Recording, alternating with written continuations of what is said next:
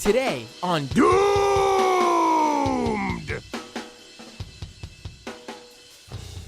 What a week it has been.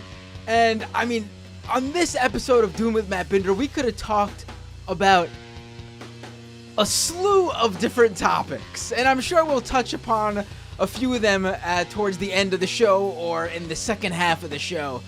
But right up front, we have to talk about what I think is, without a doubt, the biggest news of the week.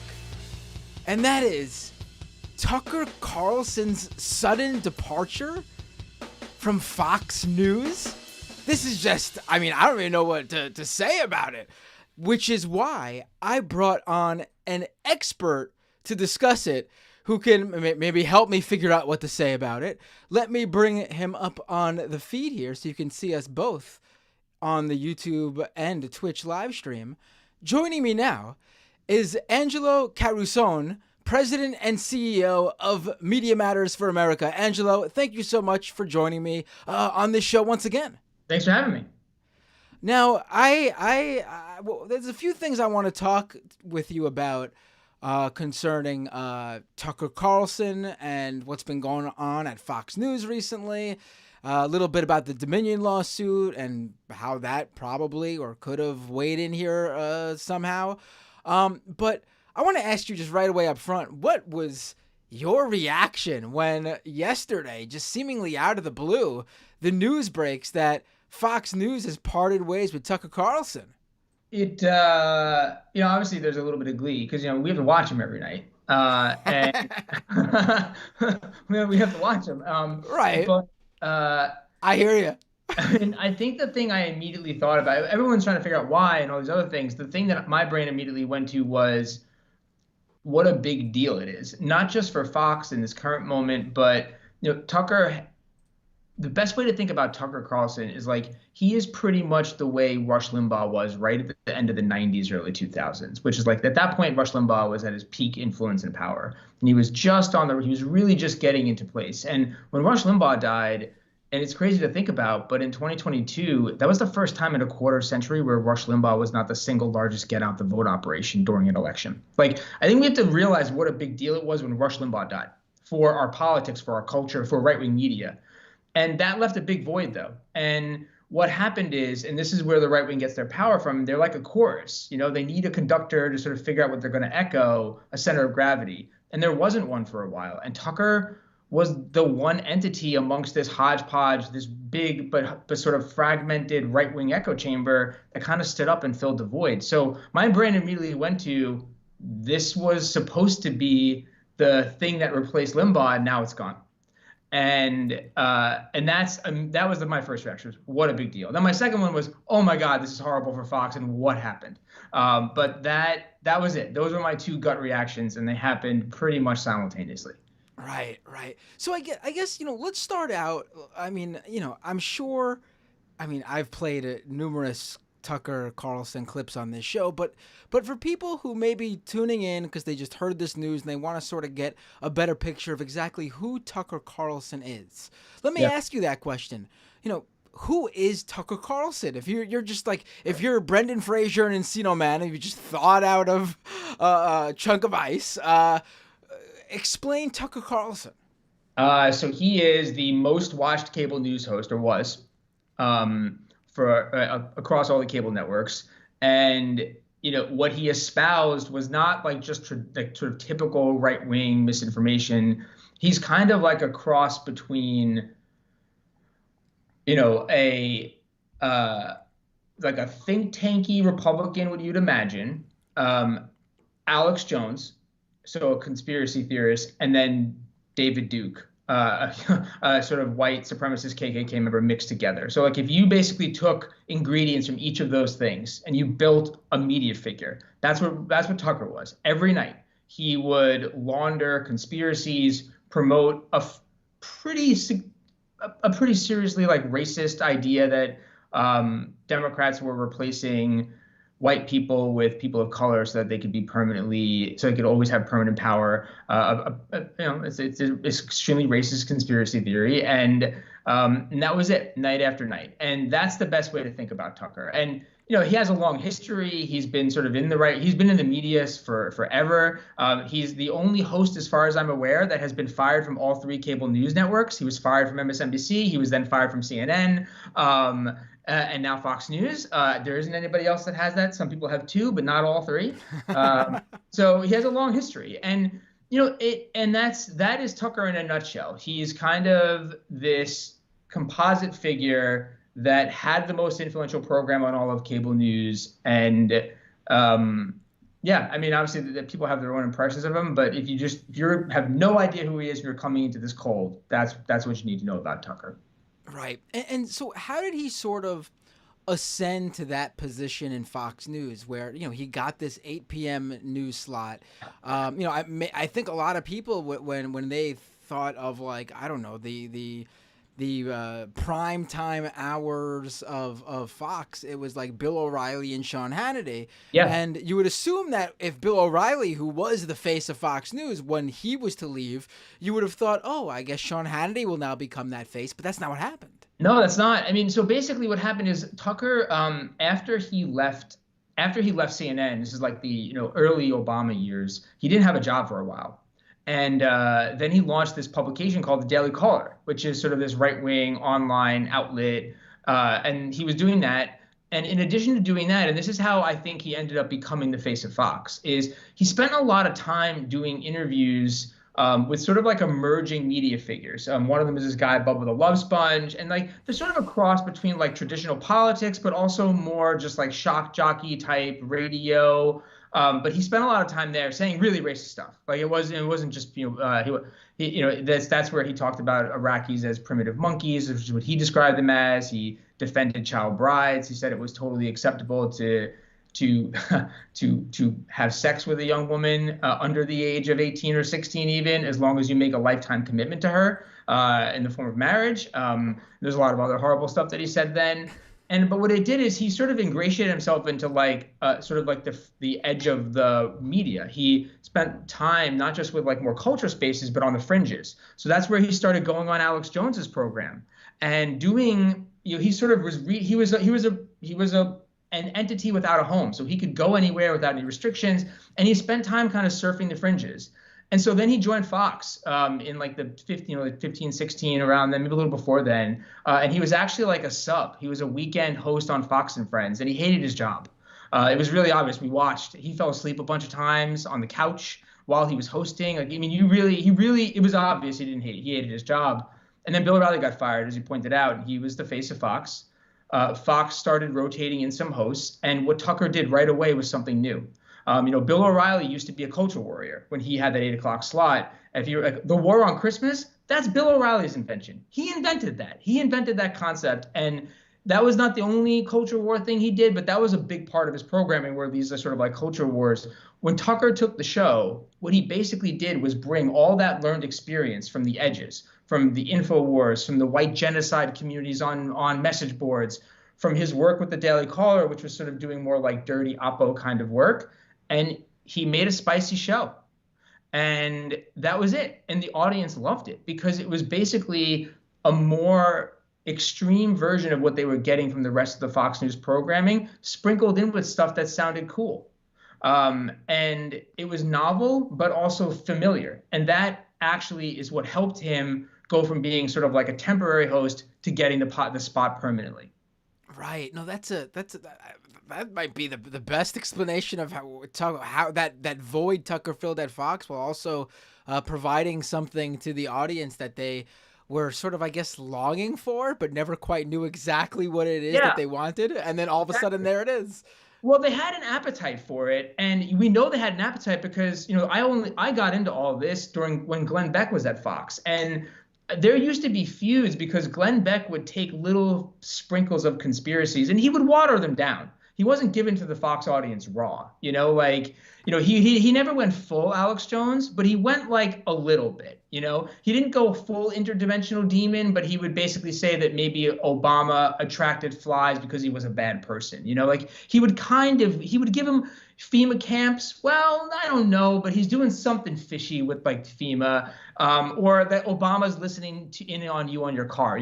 Alex Jones had this conspiracy that Obama had inside GM cars that Obama could take it over from this little microphone that was in your rearview mirror, and that he was not only listening to you, but that he was using that to secretly control the people inside the car. Glenn Beck took that conspiracy and basically was just like, Obama sometimes listens to you when you're in your car, right? Like, so the point is, Fox audience like wanted this. They had an appetite, but they were getting a watered down version. And then when Beck left, they didn't get anything like that. And then Tucker comes in and was like, here's the full thing, raw, unfiltered. And he fed an appetite that was always kind of lingering. And he didn't just feed it, he satiated it. It worked for him and for Fox. Right. And he had the perfect sort of look too. I mean, you're not getting it for some like grandpa looking guy. You're not getting it from some smarmy looking TV show host. Tucker looks like a conservative prep school student, like yeah, he looks like a Southern like frat boy kind of, right. Who's like kind of going to, an event on the weekend. He's like, he always wears the same shirts, the same pants. He's very consistent that way. And he talks like that. He's very familiar about it. And he's in a weird way, unlike some of the other hosts that are doing an act, or their performance on camera is more contrived. He is very consistent both on and off air. It's very similar personality, demeanor, interest. Like he doesn't have an affect when he's on camera. It is authentic. And the last thing I'll say, and I think this is a big deal, he's one of the few media figures, especially on the right, that has a TV show that doesn't have a radio show. Remember, Sean Hannity's on air every day for 4 hours, right? When Glenn Beck was there, 4 hours. Mark Levin, who has a Fox host, 4 hours. Dan Bongino, who recently had Fox, he's on for 4 hours. Like, these guys don't just do TV, they're doing radio for 3-4 hours a day. So they're like kind of gassing out. And also they're burning through. Imagine if you had to talk every day for 4 hours, you would lose something, Right. And I think what happened is that Laura Ingraham, up until very recently, also had a show for 2 hours every day. So like they were just putting so much out there that Tucker, in addition to having all of that comfort that you point out and that approach, he was coming in fresh every night. And that also brought with it a level of like, one, his ideas were new, but two, he was fresh. Like, everyone else was at the end of their day when they start their Fox show, whereas Tucker was the beginning of his day. Right. No, I didn't even think of that he never had any. I mean, he probably, because he was much younger, I believe, than most of those guys over at the channel, probably didn't see much of a future in radio. Right. Yeah. And to even take that point further, when you think about how the future of Fox was being built around him, like, they have this digital channel called Fox Nation that you have to subscribe to separately. Yep. And Tucker Carlson recently, when I say recently, I think in the past like year or two, he rolled out a secondary show, which is like a long form interview with one guest for like an hour or so. And then on top of that, they would have like these weird Tucker Carlson specials too, like sort of building this whole future Fox News streaming network around Tucker. Yeah, and it gets back to that point about his, like, the audience really liking him and having a special bond. He's not just like a show that people watched. Fox really needs to convert their viewers to Fox Nation subscribers, because that's like where everything is going. And they need to future-proof. All their competitors have their own streaming services now, so like they actually do need to sort of build that market up. They tried everything, and the only personality at Fox that was successful at converting viewers to Fox Nation subscribers was Tucker Carlson. And so, to your point, once they realized that, he started doing these interviews, and then these documentaries. And some of them were really ridiculous, like the one that was about how like feminism has weakened all of male like sexual prowess, and that he spent a few days on Alex Jones's farm with a bunch of men who had developed these like special devices to tan your testicles. And he did a whole documentary based on this idea that the best way to like inoculate yourself from the harms of feminism was to buy these special testicle tanning devices that this group of people that he spent a few days with were doing. That was a documentary. People paid to watch that. Like that was like a splash. And then he did more disturbing ones, like Patriot Purge, where he said that the FBI and Nancy Pelosi were actually the ones that perpetuated the attack on the Capitol on January 6th as a false flag to then crack down on Trump supporters. But the point is that he was really important for Fox, even when the audience backlash against Fox in the wake of them calling the election in 2020. There are these emails from Suzanne Scott, who's their CEO, where she's basically saying, okay, here's our damage control plan. We'll put Tucker on TV during the day. We'll just start showing our audience Tucker clips as a sign to them that we're with them, that we hear their concerns, and that we're working on adapting it. And even during that time period, Tucker started showing up daytime to do interviews. And it was part of because it was almost like they, as a shield, they put him out there, and immediately the audience was like, okay, we're mad at Fox, but I like Tucker. I trust what Tucker does. And so if they're putting him out, then it means something safe. And you said something earlier, and I'll wrap on that by saying you mentioned that he was the face of Fox. And right around this time period is when Fox News' PR team started actually putting out this idea, describing him that way, so that, they weren't doing that for us. They were doing that for the Fox audience that was really mad at them over the way that their election coverage went, that they were trying to signal to them that he's not just another personality here. He is he's the figure that Fox News will increasingly reflect going forward. So you should stick with us. Right. And before we move into the election coverage and the Dominion lawsuit and how that factors in here, I just want to say, like, if you thought that selling someone testicle tanning was like snake oil salesman shit, then I don't know what to call someone who sells you a documentary on testicle tanning. Right?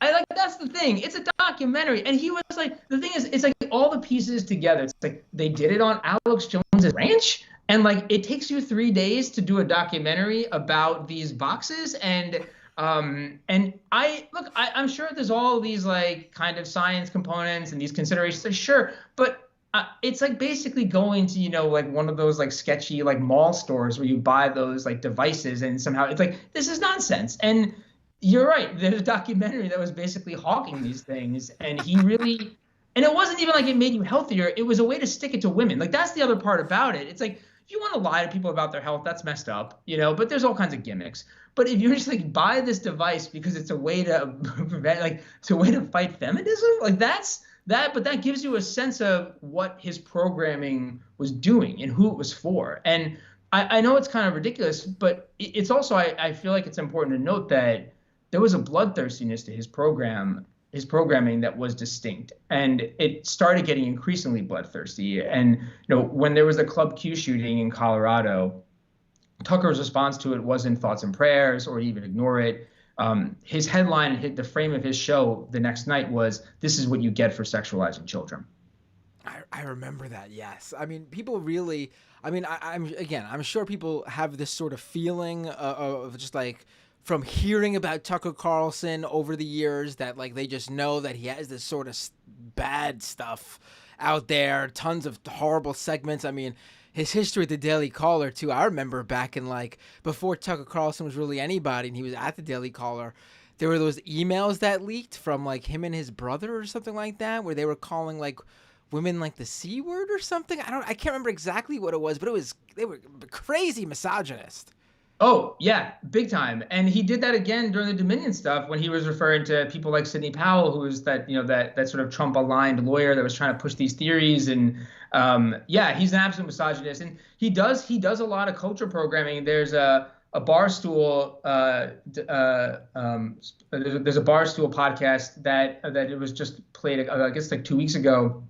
And one of the hosts is talking about, it's a young guy. And the host was talking about a recent interview he did with Tucker. And after the interview, he's recently married, and Tucker told him that the best thing and most important thing he could do as a new husband was to make sure that he kept his wife in line and didn't let her get too much control over his life, and to have and because that's their natural state. And if he wanted to have not just a happy marriage, but if he wanted to stay a man beyond like the first couple years of marriage, it was important for him to take those lessons. And the Barstool host was even like, this was like, what? Like, who? What do you mean control my wife? I just like, what is that even? And that's not exactly like the that is a much more like bro-y kind of environment. But even they were just like, what was he saying to me? Unsolicited, like misogynistic screeds, from Tucker Carlson. But it is very much gets back to what I was saying before, that his on-air personalities were really different than, say, his on-air personality is the same as who he is. Whereas like Limbaugh, who was horrible and terrible,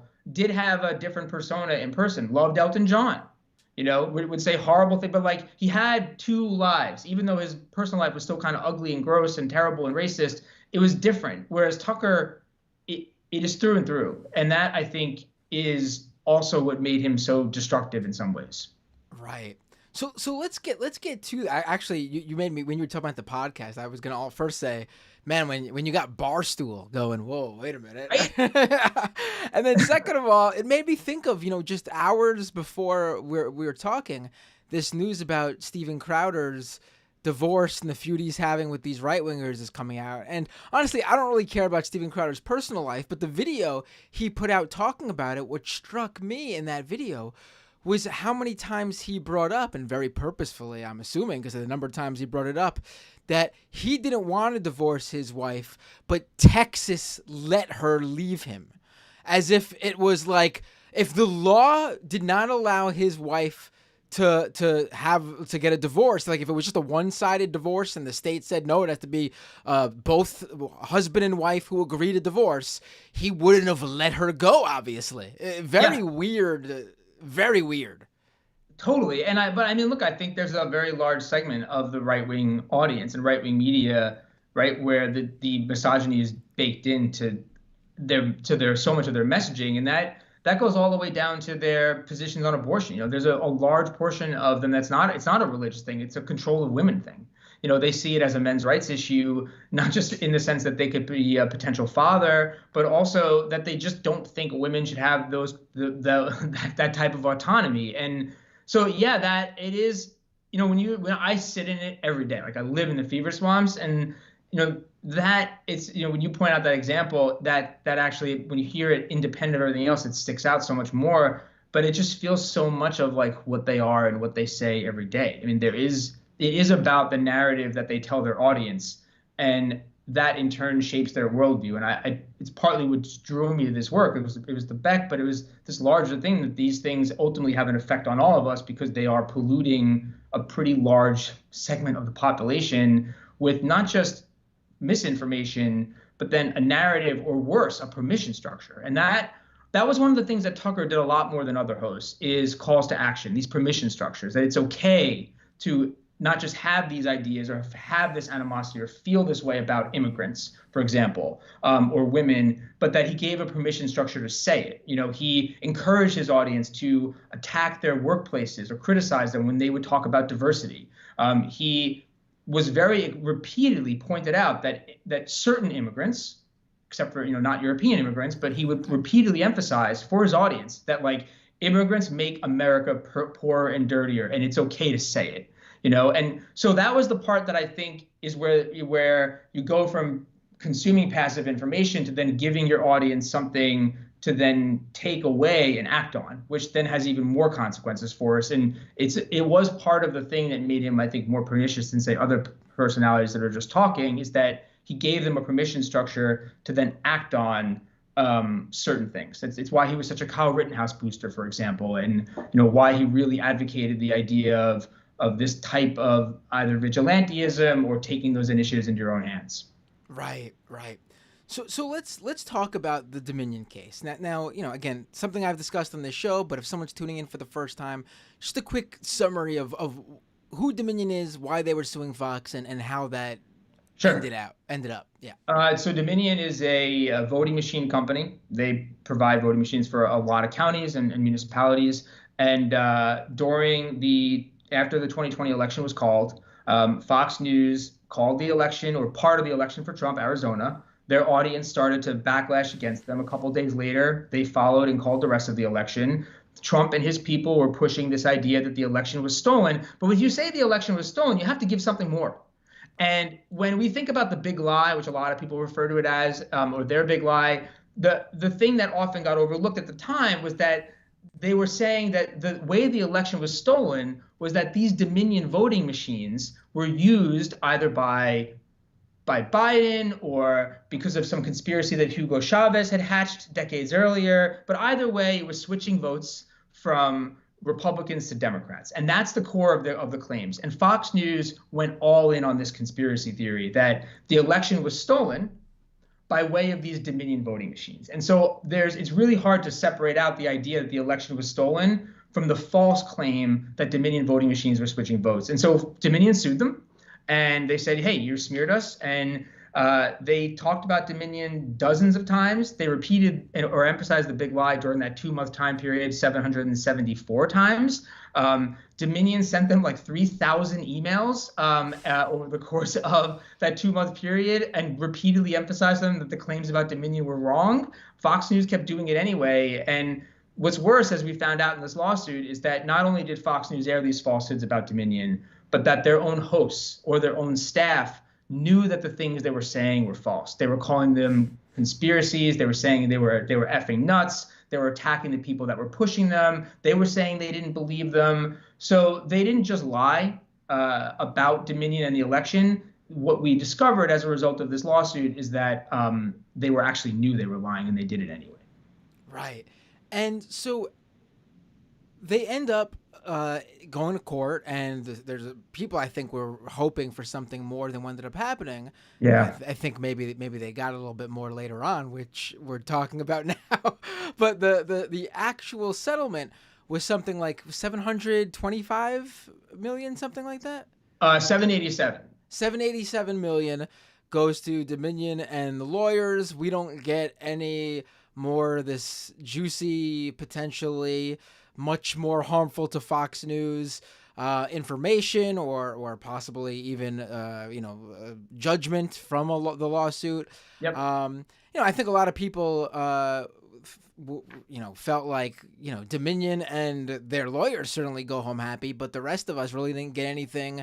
And then you got you even had Fox News bragging shortly after in I forgot which, if it was like Rolling Stone or Vice, I can't remember who, but someone reached out to Fox to confirm that this report that they were going to use the settlement as a tax write-off because it's just the cost of doing business. And they said, yeah, we're going to do that. We can do that. Yeah. And I think a lot of people were really, it's just amazing that our business is lying. We had to settle because of our lies. It's a tax write-off. Yeah, that's it is kind of a kick. It is a little bit of a kick in the gut. I will say there's a little spot of good news. They avoided a trial. That's true, and that is a trial at a time that really mattered, because while Fox was in the courtroom, they were also renegotiating a bunch of these contracts, which we can talk about in a minute.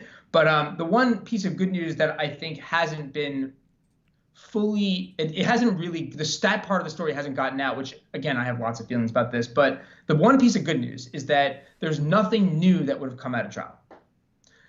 So all of the information about that they had was released with the motion for summary judgment. And then there was a second thing that came out. It's this PowerPoint presentation that they were going to show at trial. It's a slideshow, basically. That's the thing that they would have been clicking through when they talked to the witnesses.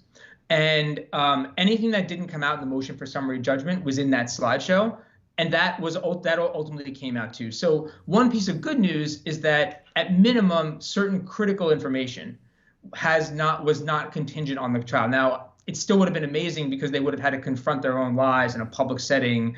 And I think that would have had a lot of significance for the public, for weakening Fox, for actually hitting Fox's audience. It's one thing when you see Tucker talking about how much he hates Trump in print, but when he has to talk about that on the stand, it's different. Like, think about that Alex Jones clip where, the lawyer really gets him and he's like, oh, this is your Perry Mason moment. It's like, it sticks. All that stuff was public too before that moment, but it was the Alex Jones trial that really helped reach a whole bunch of new people. And I think that would have been an effect from this. But It is a little bit of a bummer. I'm not sure they've, as you pointed out, have fully escaped all the consequences yet, but it is one consequence. And in order to go at something like Fox, they're going to need a lot of them in rapid succession. Otherwise, they'll just absorb it. Right, right. And I gotta say, like, I was one of those people who sort of was like, yeah, I mean, I understand the case was important and I was following it, but I just couldn't get excited about like some people were like, we're gonna see the end of Fox and everything. Yeah, And I but know. I will say though that Matthew Gertz of Media Matters, he tweeted after Tucker was. Was fired, lost his job, that this is why the Dominion case mattered, and I'm sure the people who were sort of poo-pooing it are looking at what they said, and I have to say I was one of those people, and I have to say I guess I did not sort of consider the fact that Rupert Murdoch is very old and likely going senile. He is very old, and I think like that matters because he is engaged in this. Like, to your point about the senility, and this is like, it actually is a factor. Rupert Murdoch really was one of the things that ended up creating this last couple months for us. His deposition was really, really bad. He admitted during the deposition, he basically acknowledged that one of Fox's big defenses was not true. He said during his deposition, Fox up until that point had said, our hosts never actually endorsed the lies. They were just giving a platform. We're reporters. We were doing neutral reporting. And at one point during his deposition, he starts talking and he's like, yeah, of course my hosts were endorsing it. They were advocating these things. And there's like, no, as people are trying to stop him. And he just goes off about how, like, of course his hosts were actually advancing these things. And literally their entire defense, they spent months building at that point, in the course of a 3-minute exchange, disappeared. It just fell apart. And that changed a lot because he conceded an important part of what would have slowed down some of these judgments against them that I think helped escalate a settlement. And yeah, he would describe himself this way as an old toff, which I don't really understand the expression, but I think it just means kind of like I think it's an Australian expression or an English expression. I don't quite know what that means, but he said it about himself a couple times, and he's just an old guy. He's in his 90s, and he's obviously not thinking clearly, or he just doesn't care. And I also think he's frustrated with his son, Lachlan, who is technically the one supposed to make the decisions, but has been very disconnected from the operations of Fox News. Right. This is where I should start playing the Succession theme song behind what we're saying, right? I know. Well, and the thing that I love about all of this is that there's actually a storyline in Succession where one of their TV hosts essentially does and says the things that Tucker says, and there's like a whole episode about how, like, of course they can't fire him, and it doesn't matter if he's promoting white nationalism because their audience loves it, and the backlash would be too intense, and I was just like, wow, even in Succession, like they tried the storyline and they decided not to fire Tucker, and yet here we are where Tucker gets abruptly let go. Right, and that's sort of the thing. Like, okay, so Rupert Murdoch messes up how the lawsuit possibly could have went for them, and then like it's happened, it's done. Fox News is intact. They take a little hit, but they're intact. They still got their strongest new talk show host, the guy who's making them all the money. And then out of the blue, Rupert Murdoch, I'm assuming it's his decision, decides it's time for Tucker Carlson to go. I should say, like, on last Friday, Tucker Carlson does his show. The last segment is him eating a pizza with his guest. I don't even know the context for that. I'm sure you could fill us in there. He tells viewers to catch his Fox Nation show on eating bugs or something. And he says, have a great weekend. I'll see you on Monday. And then lo and behold, Monday comes around. The dude's packing his bags. He's out of Fox News. Doesn't even get a last show. No, and obviously it happened abruptly because he was planning to interview Vivek Ramaswamy, who's a GOP presidential candidate, Monday night.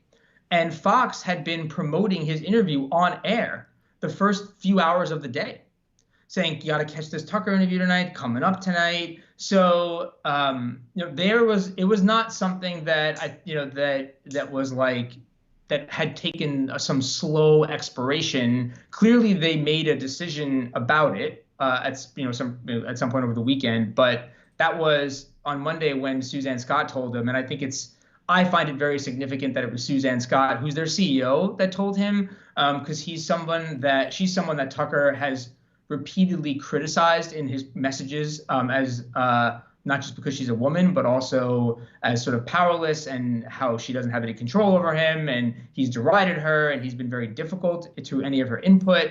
And it wasn't her decision. They would never be. Even when Roger Ailes was running the place, something like this would always be approved by the Murdochs. They were very engaged on the talent side. Always. It would never ever have been Roger Ailes by himself. So it certainly wasn't Suzanne Scott. But it felt to me like she wanted to tell him, just based off of their experiences. And I can't help but enjoy a little bit of that Schadenfreude, where it's like, oh, Tucker had to like deal with this like person who he's disrespected for many years. And I have very little sympathy for Suzanne Scott, but the idea that she did it herself is actually significant, because it does demonstrate, from my perspective, that there was a personal side to this, in addition to just the actual termination, that she wanted to be the messenger, and she wanted him to know that she was the messenger. Right. It seems a little bit like what's her name again? Lady Olean from Game of Thrones. I want Tucker to know it was me. She did. She wanted him to know. Like she wanted to do it all. Like she did it, and that's, it's very significant that she did that. Like that is not a thing typically that she would have done. And but I am sympathetic. I'm frustrated too. I will say that people should take a little bit of heart, because what the Dominion stuff gave us, though, was only a small keyhole view into what Fox looks like. But what it has done is create additional lawsuits, which themselves will get discovery. So shareholders are suing Fox right now, and that's going to get access to material and documentation. And obviously there's this Abby Grossberg lawsuit, which is a former Tucker producer. I think we'll see more information as these litigations start to unfold as well, and get more insight into Fox. And that in turn makes it harder for Fox to do the thing that really matters, which is walk into these rooms with these cable companies and strengthen their position for these renewals. And that's really what this is all about for them, is the money. Right. So what are to sort of, I guess, run it down for people, because I'm sure they're listening and they're hearing all these things, but they're a little bit confused as to why still the sudden firing of Tucker. Are we thinking it has to do with everything that came out in the Dominion case? Is it that lawsuit he's facing from that former producer? Is it how he treated people at Fox News, like you had just mentioned? Yeah, probably a combination of it all. But how much does the Dominion lawsuit play in? Because we knew about the lawsuit from his producer. I'm sure they knew how he acted to people behind the scenes. But this Dominion thing seems to be the one new piece to the puzzle. Yeah, I think the way to think about it is, because I know everyone's sort of come out with their pet reasons as to why that's happened, but actually no one knows yet. And here's what we do know, and my sense of it, and from is that for something like this, it's a cost benefit, right? So they already know what the benefit is of Tucker Carlson. Now they're having to weigh the costs, and each of those things that you just mentioned they all start piling up the cost. And when you make a decision, you have to weigh the pros and cons. So the cons started piling up. That he was a ticking time bomb. There were litigation. Abby Grossberg, it's likely to get another lawsuit from Ray Epps, which is going to open up another pathway to discovery. There's Smartmatic, which is going to add another pathway to discovery. He is a very toxic figure. And so if you're in the room with these cable companies, they're mentioning Tucker because he's a touchstone for them. He said a lot of bad stuff about the boss, and that's usually a pretty hard thing to deal with. And all that, they were forced to confront that. I mean, they literally had to go through his emails with lawyers and say, oh, these attacks on us, yeah, you just redact that. That's not relevant. He's just saying nasty things about us, but that's not relevant to Dominion. But they, of course, had to experience and read all these messages. So I think the cost benefit was affected. But here's what I would encourage everyone to think about is this. There's always one last thing, the straw that breaks the camel's back. And that has not been made public yet. And I think in the coming days, what will end up happening is that you'll find that there's a precipitating cause. One specific thing, which I can't totally get into, but I have some hunch about, that was like, okay, this is it. This is now the thing that broke the camel's back, and we should actually we should decide whether or not we want to weather another Tucker storm or we want to use this as a chance to fire him. And, if you're the Murdochs and you just spent $1 billion pushing this stuff, and you need to now make a money back, the first thing you're going to do is try to reassert control of the organization. And Tucker was uncontrollable. And you're gonna drop that little hint of what it could have been and not give us any more, aren't you? And I'm going to do that. I mean, I think that I feel pretty good that the precipitating cause has not been made public yet. Right. Did you see that? Did you see that? True. Right. Did you see that report earlier today that maybe LA Times, I can't remember who, but there was a mention that Rupert Murdoch, young, spry, 90-something-year-old Rupert Murdoch was supposed to get married to his fifth or sixth, I don't even know. Yeah. Not at this point, I don't know, but not his first time getting married. And this time, though, his fiance left him before the marriage. And her favorite host, apparently, she was a big fan of Tucker Carlson. And there was this piece that came out earlier today that speculated that, or heard from sources close to the situation, that Murdoch actually factored in how much it would hurt her to get rid of Tucker Carlson. I wouldn't be surprised. He's a very scornful man. And there's this exchange as a part of that, which I think demonstrates how quickly things descended there. She was in conversation, and she had said with Murdoch around her that Tucker Carlson is a messenger from God. And Rupert Murdoch reportedly turns stone cold face and just says, "No, he isn't," and then just goes back to doing the thing he was doing. But that is a part of, people really did believe that Tucker, he inspired an intensity and a ferocity in his audience. And I think it's amazing to me that Murdoch would become a victim in some respects of his own sort of venomous misinformation machine. And that clearly was a factor here. If the person you're with is a hardcore Tucker fan, they're probably kind of messed up, honestly. Right. I'm now convinced with that additional information about the messenger from God, and then him getting really angry about her saying that, I'm now 100% convinced that Tucker was done the second that exchange happened. It was over. It was just a matter of time, right? It's just you're done. And, if you're Murdoch too, you don't care. That's the other thing. These guys have a long view. And there is a level of they've gone through hosts before, and the world doesn't end. And if you're Murdoch, you really are of this position that this guy's getting almost too big to fail. Tucker hadn't fully gotten too big to fail, but he was getting pretty close. And why do you have to endure that? And he broke a rule that Fox used to have, which was that you're not supposed to, they describe it as, piss inside the tent.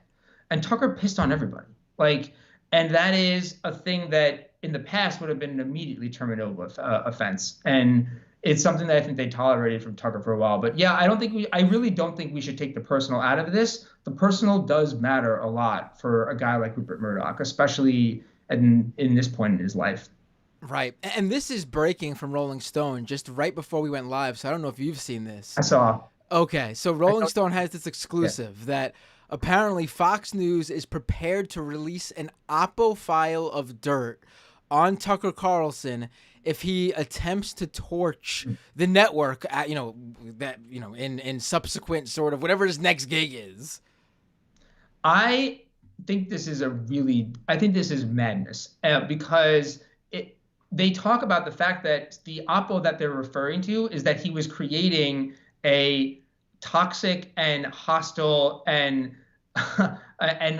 work environment around him that was basically misogynistic, engaged in sexual misconduct, that was engaged in employee misconduct, was harassing, abusive. They were keeping records of things that were otherwise fileable offenses and didn't do anything about it. And that is a pretty big confession on their part. I think they're almost, that's literally what Abby Grossberg is suing them for. And they just announced that they did the thing, that they knew all these. Right. But I wouldn't be surprised. I think that what I do think is significant about that when they take that hat off is they know that Tucker is the only one of the few entities that can actually hurt them.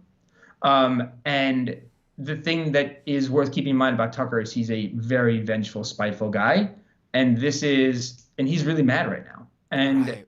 so he has every incentive to squash Fox, and if he does, it could create a wound for Fox that they can't recover from.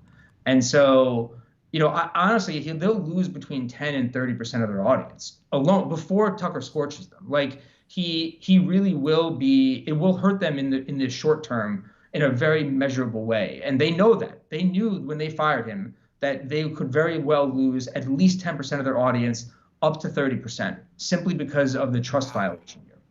Wow.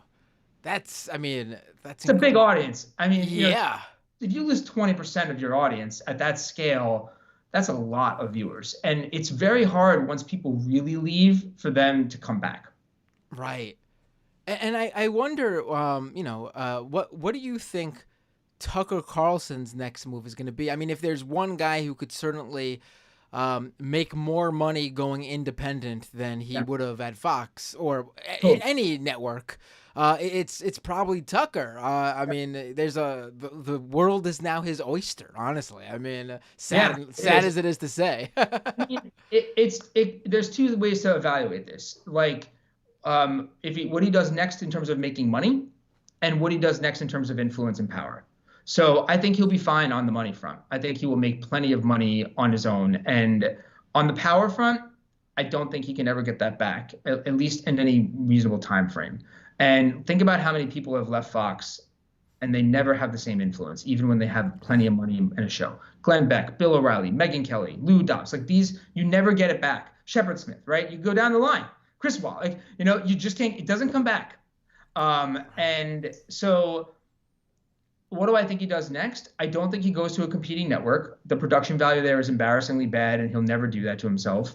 And I don't think he wants to have bosses anymore. I think he goes to Rumble, which is that alternative. We should point out that when you say competing network, you're not talking about CNN or MSNBC. Oh. You're talking OAN and Newsmax. Yeah, exactly. That's right. Yeah, right. I just want to make that clear to people, right? Because that's his options, right? I mean, with CNN's new direction, I could see them thinking maybe we should bring back Crossfire. Let's get a Tucker on the phone, I know. Look, I mean, and I think that's something we should all breathe a sigh of relief about with this Dominion stuff too, is that I think that without this litigation, the conversation we would be having right now is Rupert Murdoch just about to take control of CNN. Even as early as January, he was setting up the pieces. He was remerging his company. He started publicly talking about the fact that he has one more big deal left in him. He's never tried to buy a company and fail. He's always gone back a couple times, but he did it with the Wall Street Journal, for instance. It took him a couple times.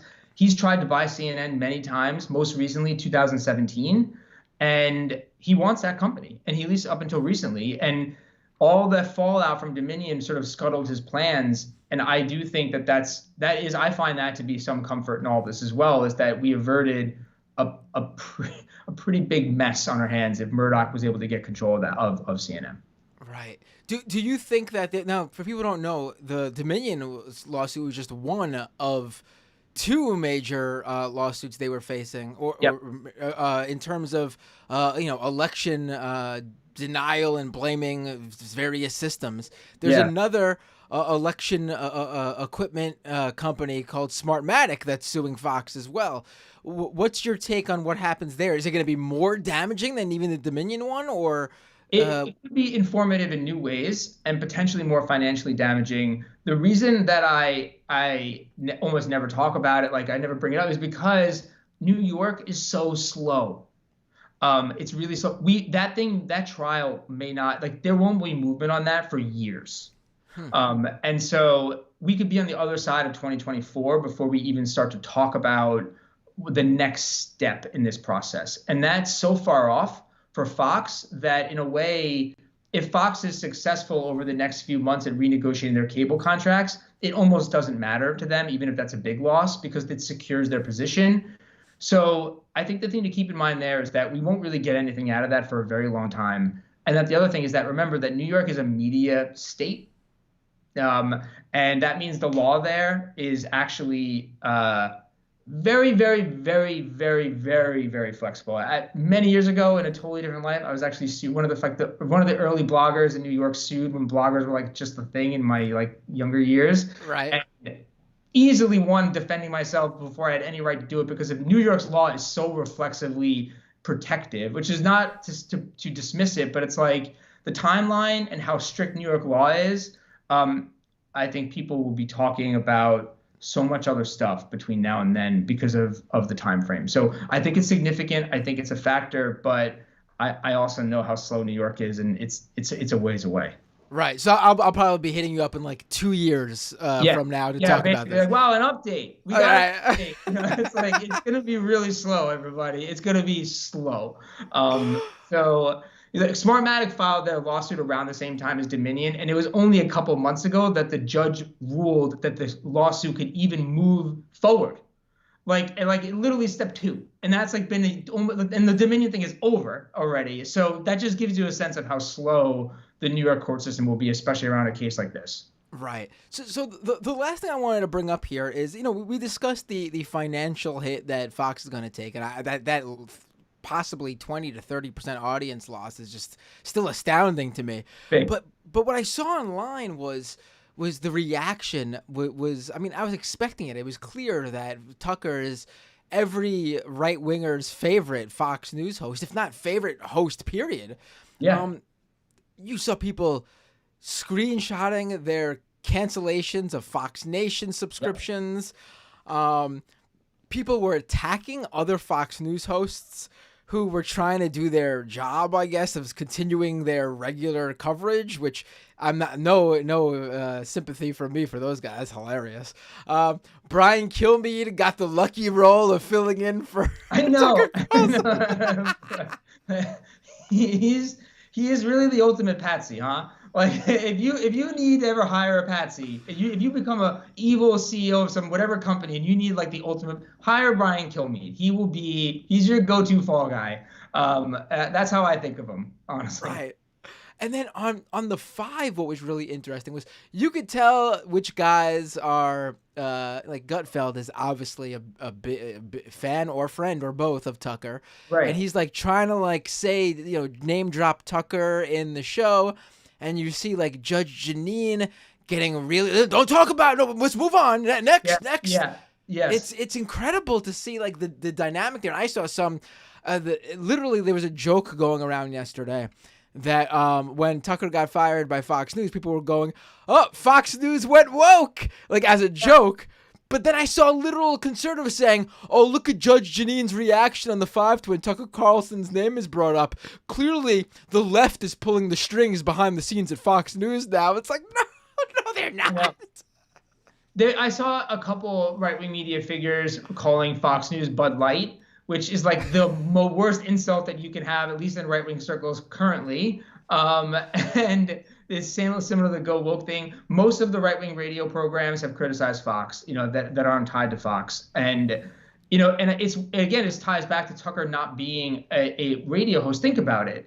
If you're a big player, 2 million audience members, you have a good show, Tucker mattered for you in 2 ways. One, he wasn't a competitor. He wasn't competing for ears for podcasts, for radio. And 2, he would occasionally take your ideas, your content, and bring you onto his show, which would elevate your stature within the larger Republican infrastructure, which would give you more influence. And so they liked him because he laundered their ideas. I saw a bunch of extremists today lamenting the idea that now there's no one in the mainstream that will talk about their stuff. And they were mostly referring to like great replacement theory, some of the anti-immigration screeds that he pushes. And that's what they're upset about, is that and they don't even see anybody on Fox willing to do that. So, and same in conspiracy circles. That was the Alex Jones takeaway, was that the left was in charge, and also that, that Tucker, that they won't get their stuff on Tucker's program anymore. And then my favorite part of the day, which was the Glenn Beck, Megyn Kelly, and Bill O'Reilly all talking about it over the course of like 2 hours. They each did interviews with each other. These are all people that have left Fox, some under various different circumstances, all basically complaining that the kids hate Fox and they're trying to destroy it. And Glenn Beck had a conspiracy theory that this was all about the cable carriage fees. Bill O'Reilly sort of chastised everybody in charge and sort of alluded to the idea that perhaps Murdoch was getting too old to like really keep a tight grip. And but yeah, this sort of like fallen Fox figures all kind of sort of weighing into. No one has been positive about it. That I think is to me the big takeaway. Right. And that's a great point you made just there that I didn't even think of. That Tucker really did give those sort of upcoming online influencer type right-wing personalities that spotlight for the first time. I mean, just off the top of my head, in just the past couple of months. I mean, Higher Right chick of Libs of TikTok. We wouldn't even know who she was That's right. name-wise and what she looks like if it wasn't for, well, the name-wise we knew from other reporting. But I mean, we wouldn't have known what she looked like and put her actual self, a non-anonymous self, out there as a new, growing figure on the right if it wasn't for Tucker's interview with her. That's right. And Viktor Orban, the head of Hungary, who's not an up-and-coming figure, but same thing, he was someone that Tucker basically introduced to the Republicans and to the right wing as someone that is a model conservative. This guy's an authoritarian, and yet Tucker was the one that really got the rest of the right wing to sort of embrace him as an example. But so there's a ton of that, and I think that's the part. There's all kinds of conspiracies that he pushes. The bug eating thing, that's a conspiracy. There's a whole big thing that he did with South Africans where he, was reporting that the South African government was exterminating white farmers so that they could steal their land from their families and give them to black people. It was all based off like these like South African conspiracies, and he did like 2 days on that, really getting everybody worked up because he was suggesting that Joe Biden was planning to do the same thing here. But that is it. That was a part of his program. Is there's this whole constellation of figures, and the thing, it's for the person. You can make a career off of that. One really good Tucker hit could change your life if you're in that category on the right, because it gives you exposure, and then you can capitalize on that exposure for subscribers, for donations, for a whole new profile that you then are able to leverage for beyond beyond that one appearance. He was in many ways like a kingmaker in that sense. Right. So we got Tucker most likely starting his own independent venture, maybe signing a deal at Rumble. We got right. I mean, they've been really. It's amazing to watch. Finally, a right wing platform sort of get it right for them, I should say. Like, yeah. Truth Social, Parler, Getter, all these attempts have been utter failures, and Rumble is like the shining star. I know. No, they did. They did. They managed to find something that actually is a successful model, and yeah, it is. It's a little unsettling. Right. Yeah. I'm sure we'll be talking more about Rumble too in the near future. And so we got Fox News is going to lose a percentage of their audience. Who do you think to end on this? Who do you think they go to be their new face and take that main 8 p.m. prime time slot? My opinion, I don't know if he's ready for it, but he's the guy that most reminds me of a Tucker Carlson type, although he certainly doesn't have that talent. Jesse Waters. Right. And there's like Clay Travis. He could potentially move in there, which is sort of like a sports guy. I don't know. I think that what's demonstrated is and what I'm looking for is I don't think they have a clear answer yet. I will be very worried, though, if they start to move in somebody that is tied into Christian nationalism, which I think if you're Fox right now and you're thinking about how do I not just shore up an audience, but expand it, that's the area where they have the most growth. And Fox bringing on board a Christian nationalist would be pretty scary to me. And that's one area. I don't think they have a ready-made host to slide into that spot. And I think this rotating thing that they do is going to be like this for quite a while. There's a guy on the weekend, this Steve guy, whose name I'm totally blanking on. He's English, and I think that he will end up having a round on there. And he's been a guest host for Tucker a bunch of time, and he's been pretty successful in that time slot.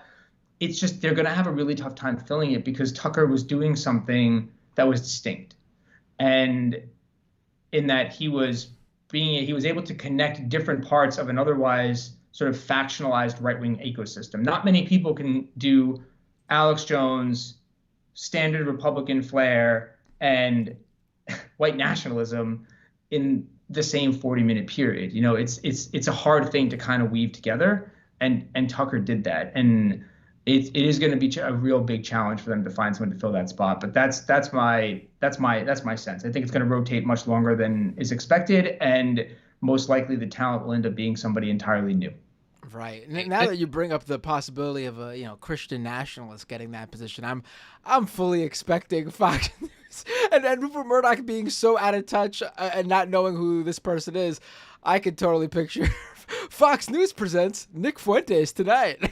8 p.m. slide. I know. No, I know. Seriously, like it's like I think that they'll do like I know for sure they're going to let Ainsley Earhart take a turn in the chair. I don't know if she'll perform in the same way. I think Steve Hilton is probably the dark horse candidate. He's the guy I was referring to before on the weekends. He is as close to like the Tucker sort of model, and because he has an English accent, everybody thinks he's not as terrifying.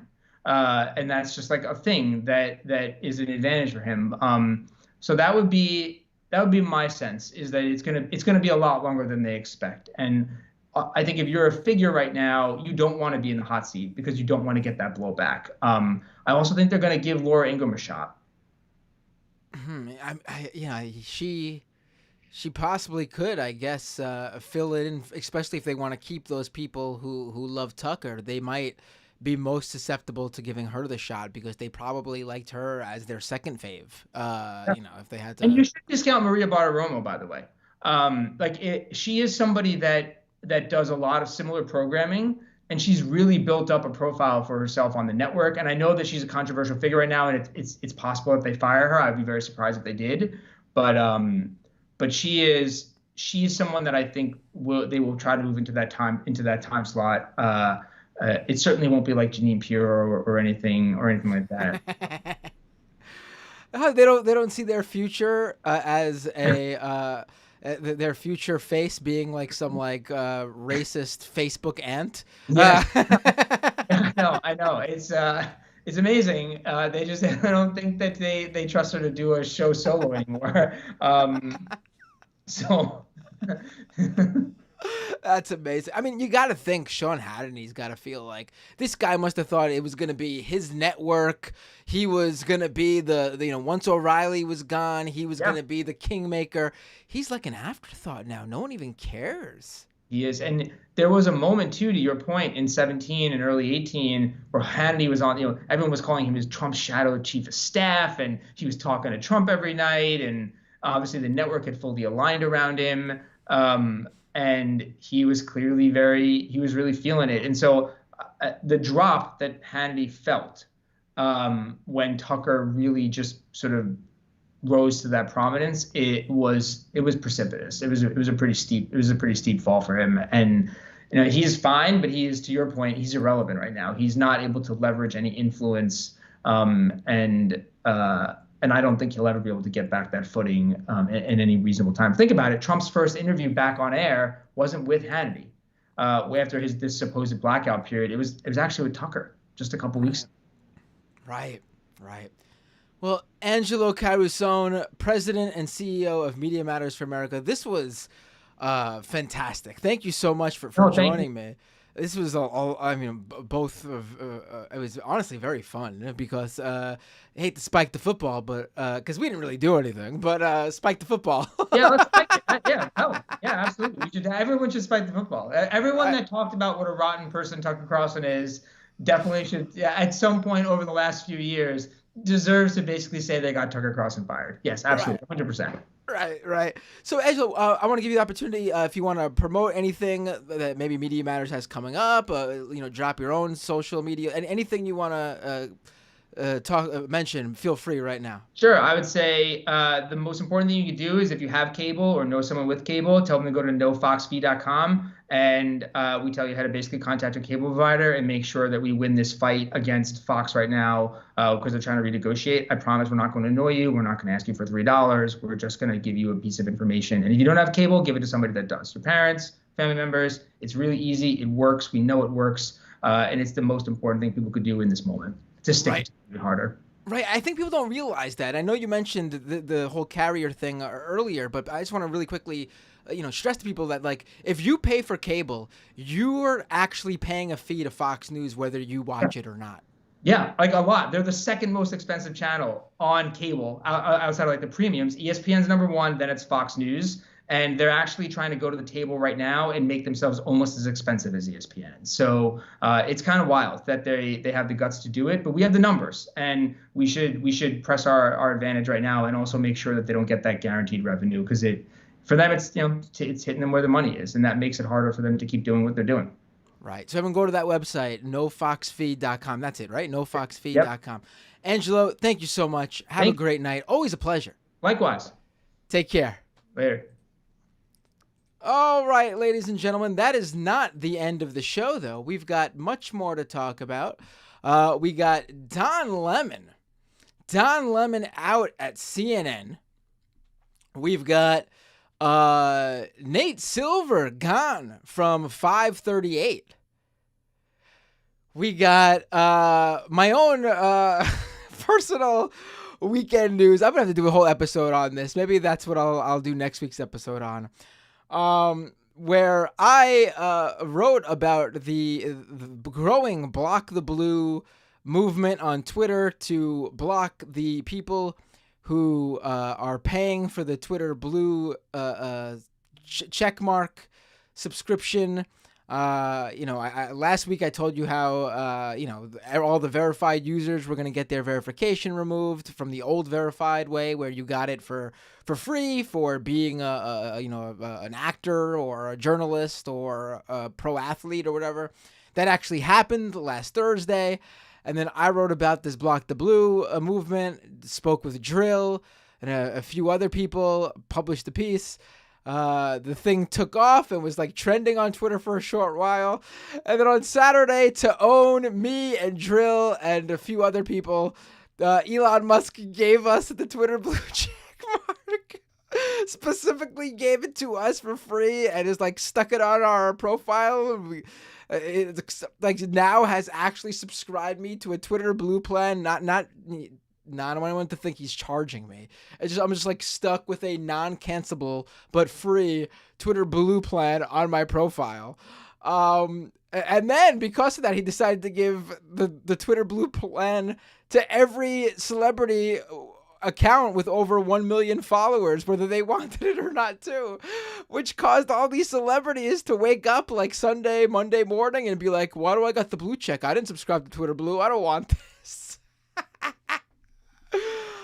It's very funny. I enjoy it. I did have to say that, I didn't think he had it in him, but Elon Musk finally did his first funny thing. And that was definitely giving at least Drill and I the check mark. That was the first funny thing, probably the only funny thing too. We'll see, but maybe he's got a second funny thing left in him. We'll have to see. All right, folks, let's go to the second half of the show. If you're watching the live stream, nothing changes for you. And if you are a Patreon subscriber, nothing changes for you either. And before we go to that second half of the show, let me thank those new Patreon subscribers who joined since the last show. Let me just check what date that last show was so I could see where the Patreon cutoff was. All right, here we go. Patreon.com/Matt Binder to support this show if you'd like. If you can't afford to do so, you got other things to spend money on, that's totally fine. This is just a call for people who, thinking about subscribing, I've been thinking about subscribing to some other creator, but potentially might subscribe to me. This is my call for you to, hey, let's do this. Let's grow this show. Go to patreon.com/MattBinder and become a Patreon subscriber. And let me thank Wanda V, Blex Actually, Ink Sunday, Sarah A, Chris M, Timbuktu, DM, and Lauren H. Thank you all for becoming subscribers over this past week. I think that whole thing that happened over the weekend gave me a little subscriber bump with the whole Twitter thing. So thank you all for becoming a subscriber. As always, you can subscribe to the YouTube channel for free. That's youtube.com/MattBinder. If you want to drop a super chat, I read all the super chats during the second half of the show. It's like a one-time little drop of money, just a one-time payment. I read your comment, and you can thank me for a good episode if you don't want to subscribe, because I get it if you hate subscriptions. You can do the same over at twitch.tv/MattBinder. You could follow the channel for free. You could drop a subscription. If you're an Amazon Prime subscriber, if you connect your Amazon Prime account to your Twitch account, you actually get a free Twitch Prime subscription every month. That's a free paid Twitch subscription. That's one paid Twitch subscription to your favorite subscriber each month. It basically gives them some money that doesn't cost you any more than you're already paying Amazon for Twitch Prime. In fact, you force Amazon to share your money with your favorite Twitch creator. So do that over at twitch.tv/MattBinder. I'm on Twitter at MattBinder. Yeah, let's go to that second half of the show. You'll be able to call in via Skype. Just call in Doomed Live. It's just one word, Doomed Live, exactly how those words are usually spelt, but just no space in between. I think on Skype it actually comes up with an _1 at the end, but if you just type in Doomed Live, it'll come up. Again, live stream, Patreon. If you're watching live or you subscribe to Patreon, you're not going anywhere if you don't want to. This is just where I say goodbye to the freebie podcast listeners. And by the way, you can catch all the links to the podcast version of the show at doomedcast.com. And if you're listening to the show on Apple Podcast or Spotify or Google Play or wherever you listen to podcasts, be sure to leave a written review or a star review if you haven't already to help push this show up the podcast rankings. And this is also where I say I will see you podcast listeners all next time on Doomed.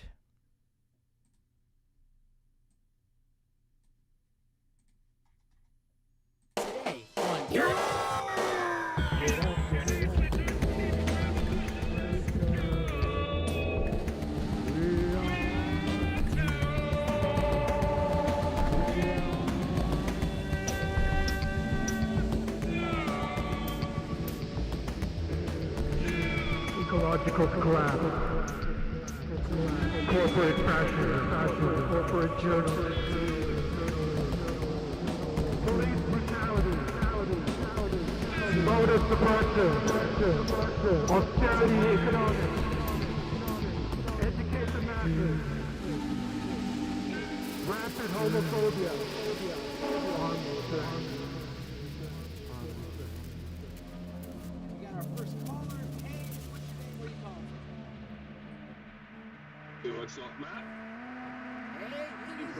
All right, we are back on the show.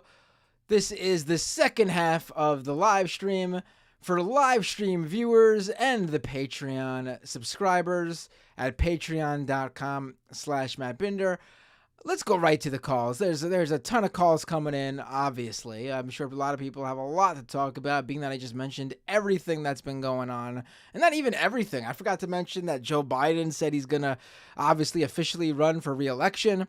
Let's do this. Let's take that first call. I just lost everybody. I messed up. Call right back in, everybody. Instead of hitting the taking the call, I accidentally hung up on everybody. I pressed the wrong button. That's what I do. Womp womp. All right, so let's read some super chats then. While we wait for the call. Oh, all right, they're already coming back in. Let's do this. Hey, what's your name? Where are you calling from? Spacco from San Francisco. Hey, Spacco, the voice of my other show, Scam Economy. How you doing? What would you like to talk about? I would love to talk more about how to destroy News Corporation. It was great having Angelo on. I sent you a audio clip in the. I don't know if you can get it through Skype. It was from 2010 when I was part of the campaign with Color of Change and Angelo while he was still in college, where we went to the advertisers first and got 88 of them to leave the Glenn Beck show. And then I ratcheted up and I went to the institutional shareholders and I said, hey, you're subsidizing a money-losing program. And I asked the question in such a way that, like the analysts always have during a financial conference call. This was the Q3 conference call. I said, there's a link, gold ads on and house ads. How long are you planning on subsidizing it until it is going to be revenue in line with its ratings?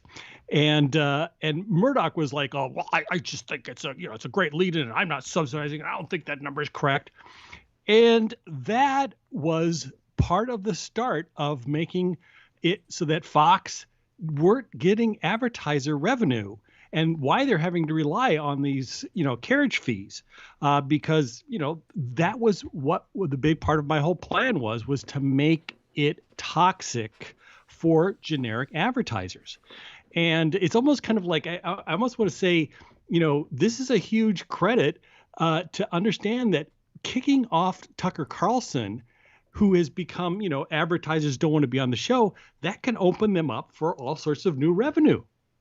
So that would be yet another way that they could get money. I mean, I do wonder though, like, I feel like even though maybe advertiser wise, they what you say is true. Tucker was like a major,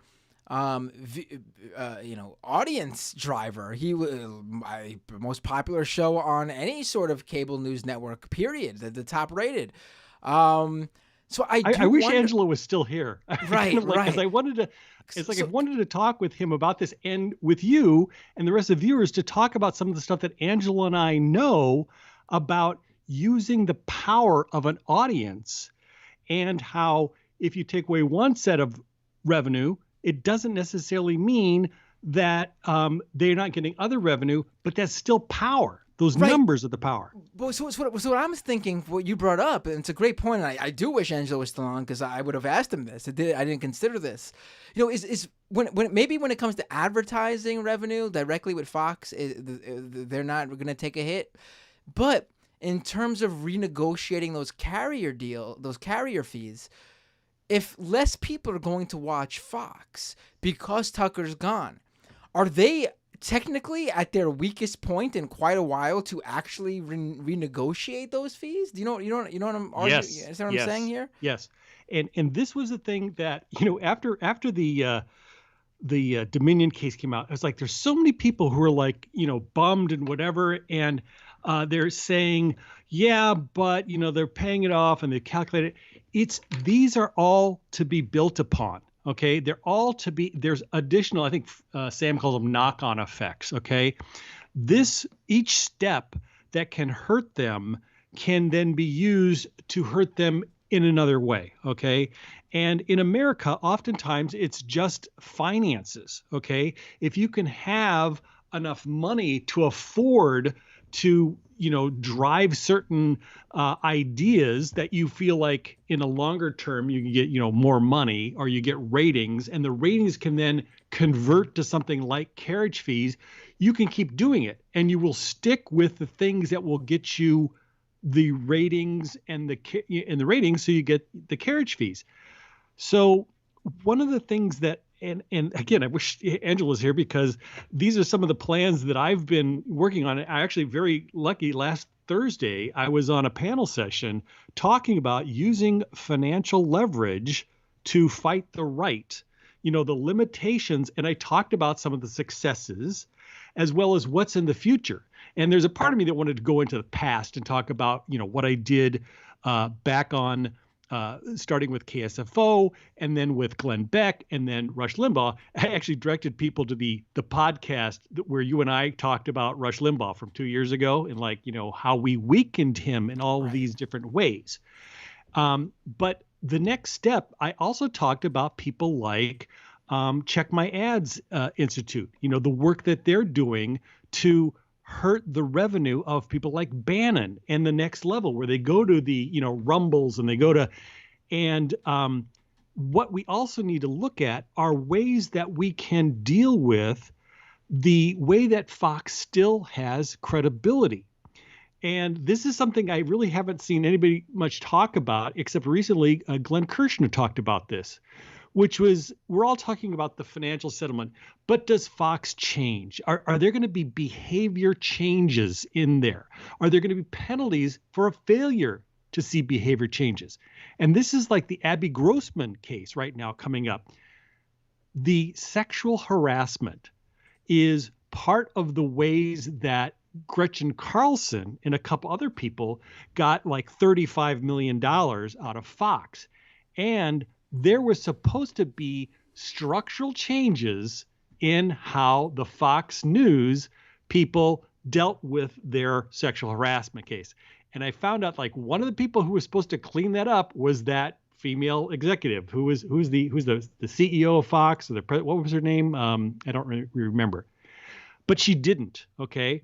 And I thought that was fascinating. The thing that you brought up from Rolling Stones, they have used the negative information about Tucker as leverage. All right. You said, someone in the chat said mutually assured destruction. They're going to hold that up against him, just like they have used and held up against things against women after their settlement case for what was his name? Bill O'Reilly. Bill O'Reilly, yes. Yeah, where Andrea, what was it? Andrea, she was the one who he harassed, and he ended up paying like a $40 million or something. She hasn't been around for so long now. I totally forgot. Yeah. Seven different lawsuits against him that added up, but still on the benefit, they go, oh yeah, but he's brought us $1 billion. So we're going to, take the hit because there were no criminal charges. All right. And this is the other thing that I don't know is going to come out, or like any kind of criminal charges for Tucker, seditious conspiracy. I mean, I actually think Hannity is more likely to be, with that. But what are the kinds of things like that actually get people off there, like Matt Lauer, like rape, like all those things? I'm not saying that Tucker Carlson did those things. I'm saying if you really want to nail somebody in corporate world, you find the things that are unrecoverable to their image. And the other way that you do that is you make them so what was an asset is now a liability. And this is the thing that I'm thinking. There is calculus. There is this kind of, and I know this working with these companies, how much is it going to cost us to shut this down? How much is our exposure if we don't shut it down? And can we say, all right, well, if we destroy him and shut down the exposure, showing that we're, good and we're clean now, we can then skate until without making any other changes, and we'll have signed non-disclosures, et cetera, et cetera. And that's what they do oftentimes. So what I wanted to ask Angelo, and I've been, talking about this, is what are the things besides the, drop the Fox, unfox your box, or whatever it is that they're calling it, stop the fees, that we can make it so that a political organization, which is Fox News, masquerading as a journalist entity, how can we disconnect those two? Not just because it's, of a technical definition wise, but in a way that structurally impacts them and weakens them in a way that does not weaken actual journalistic entities and hurts them in that way, which Glenn Kirshner said this, the American people have been harmed by Fox News in significant ways, and we have not been made whole. And for all the people who lost their parents to Fox and all those things, that's a big part of it. And the other part was, and I was, I was actually listening to you and Angelo, which I really, was very fascinating by, was Bradney Zabrogny from MSNBC. Right. Yes. She's very good. Yes. She was just on talking about the death threats that she got every time Tucker Carlson was on. Well, because she was actually a regular target of Tucker's show. She would consistently be like, not just like, him like addressing her pieces, but he would, personally, name her, show her photo up on the screen. It was well beyond, I think, what other people whose work he covered, well beyond where he'd go for others. I think, he had a few people he had that sort of thing for, and she was one of them. Right. And I just now I was Alejandro Cabrello. Alejandra, yep. You've never sent me her contact information. Thanks a lot. Sorry, I'll get it to you. Yeah. It's not the contact. It's kind of like, tell her I'm a real person to talk to, not just, because there's some specific things that I want to talk with her about. And she just talked about them today, which was that she talked about how these death threats always work for the right wing.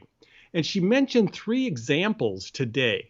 And she said there was one that was so from Matt Walsh and other ones, but she basically said they have the right wing threats work for them, and they keep doing them, and there's no good response.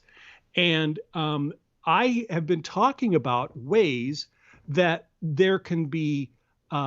Here's one. It was bomb threats, canceled events, empty schools. How a bullying probe in Kyle paralyzed Wisconsin Town's democracy. After bomb threats, Iowa City School District removes book targeted by anti-LGBTQ Twitter account. And she says there's time and time again, the far right incites bomb and death threats against Target because of their support of trans people. Those institutions then cave under the threats of violence. Far right terrorism works. This is a tweet from her about 14 hours ago. Right. And they talked about, Bud Light brewer, and they had bomb threats at the plant. So I have been talking about it, right? It's like, so what do we do about the people who incite them? And what are the consequences that we can do to fight back at the level of the threatening people? And then there's the level of the inciting people. And specifically, I was trying to get a hold of her because I wanted to talk about one of the people in the groups that Tucker Carlson threatened, which were the board of directors of the Vanderbilt University Medical Center. And he called their names, he put their faces up there, right, called them, murderers. And I was talking to Sam Cedar on a Majority Report. He's like, oh yeah, there's going to be some kind of defamation suit. And it's like, why not? There wasn't. So I wrote them after the Dominion case come out. I said, hey, now's the time. I mean, you get all sorts of dirt about them that you can find out that they actually know what they're doing is wrong. I think I do think a lot of times people, even these organizations don't want to get involved because even though, it's not like suing somebody else, honestly. They know they get a whole apparatus involved, and they know they're going to be harassed, and they might not even win, so they go through this whole pointless thing with all this blowback, and for what, but Spacco, always a pleasure. Let's continue this because there's a number of people trying to call in today. Let's continue. I know this. I tend to go on, but no, usually it's great, but there's a bunch of people but not right now. This time. Yeah, no. What you're saying is great, but I got a ton of people waiting on the line right now. So right. let's continue this next time. Okay. Always a pleasure to talk. Always great, great content. Honestly, thanks so much, Spaka. Bye. Bye. All right, let's go to the next call. Let's take. Hey, what's your name? Where are you calling from? Hey again, Matt. It's Anne from the depths of hell, also known as the UK. Oh, hey, Anne from Turf Island. How are you doing? Fine. Did you end up getting my email, by the way?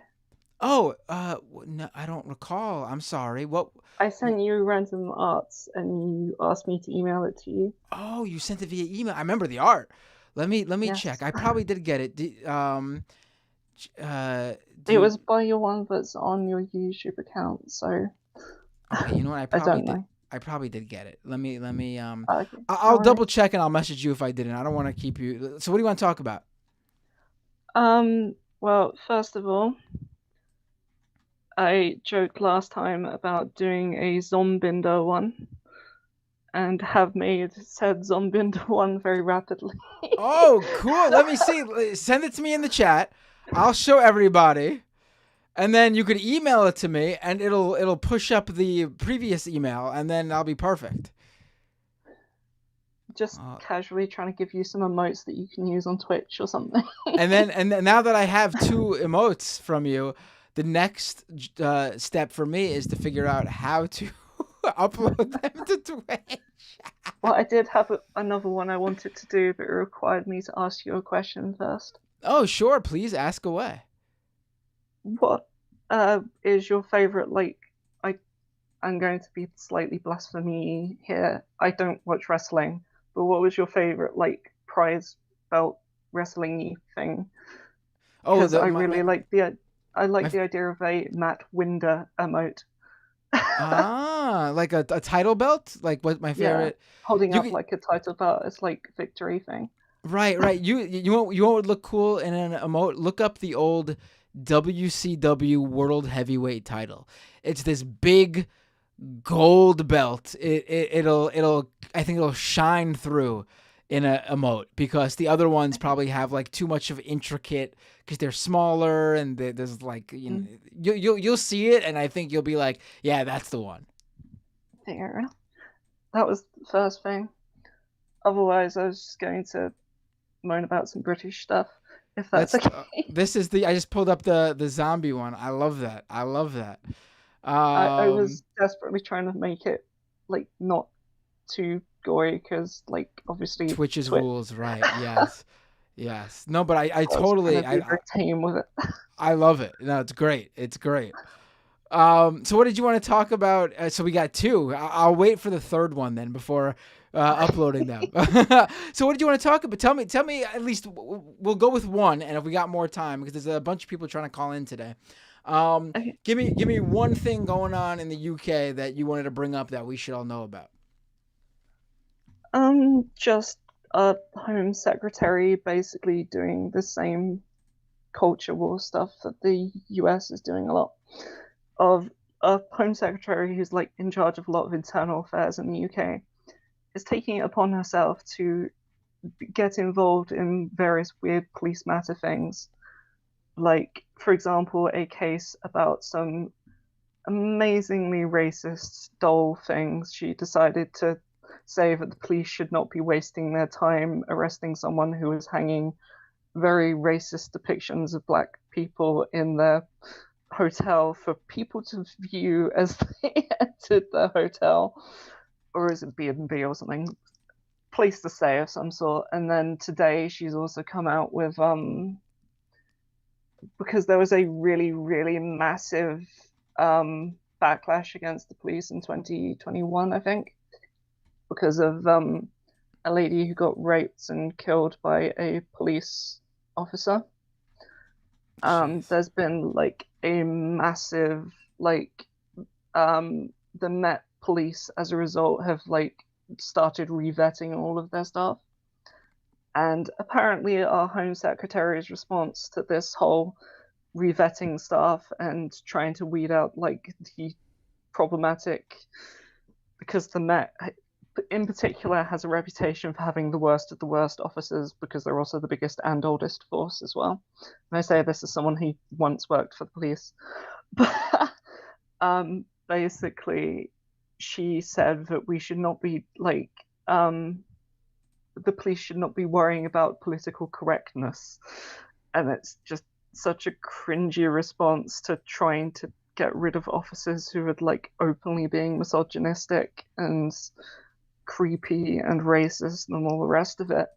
Right. And this is like quite recently, just like within the past year, we had like massive horrific incidents around like refugee sort of encampments we were trying to, or like hotels we were putting refugees in. Someone decided to firebomb them, and the British press basically just kept airing an MP saying it was the like refugees' faults for being in such great numbers, and it was just like the most horrific response to like horrible incidences. I really hate this current government we have here.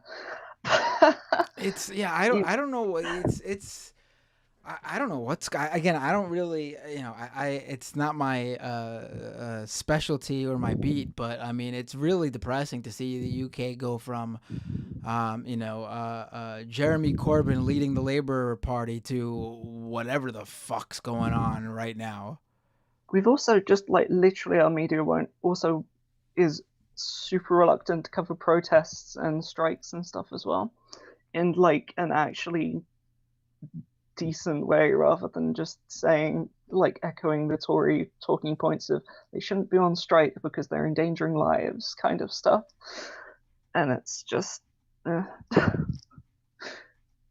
because there was like the biggest Extinction Rebellion protest in London at the weekend, and I know this mainly because the person I'm dating went to it, and there was amazingly minimal coverage of it on like any of the press. And I know, for example, in 2021 there was also like a big trans protest against the BBC after they published like a load of deeply transphobic articles where they were citing people who were actively calling for the deaths of all trans people.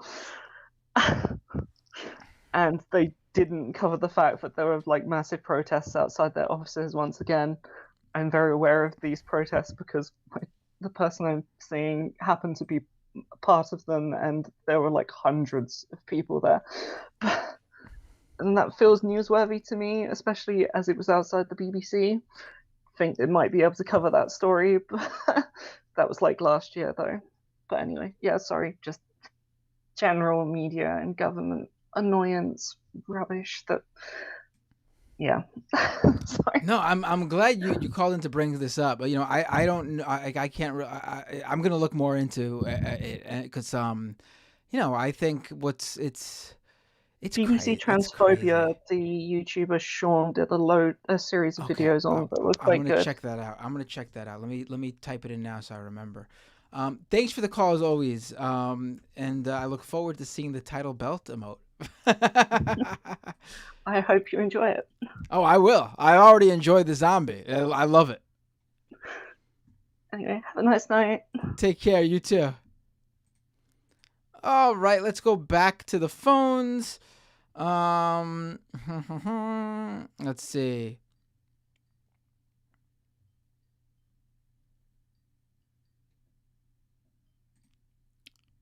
Let me read a super chat while we just lost that call. Let me read a super chat while we get the next calls coming in. This one with a $10 super chat. Have you had time to unpack yet in the 3-bedroom, 2-bathroom, rent-free penthouse in Elon Musk's head? I'm actually waiting for a 4-bedroom. Let's go back to the phones here.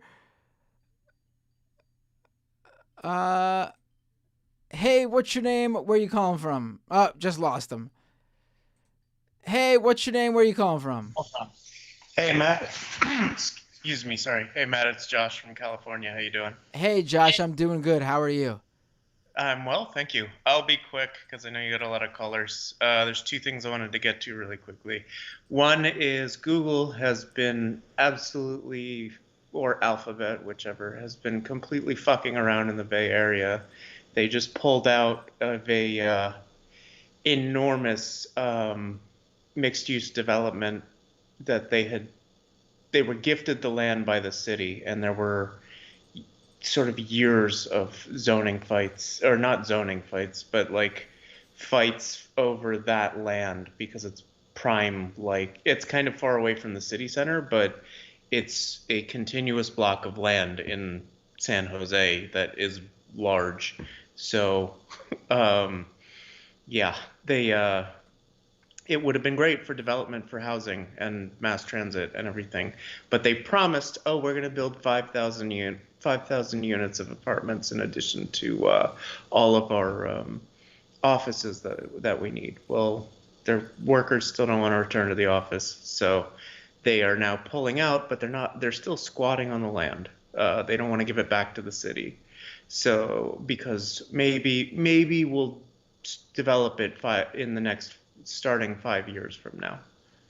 And it's just like, and the city council is just fucking letting them do it. They should take that, and they should take every other office building that Google has in San Jose, and say, this is compensation for what you assholes did. We're gonna build apartment buildings everywhere.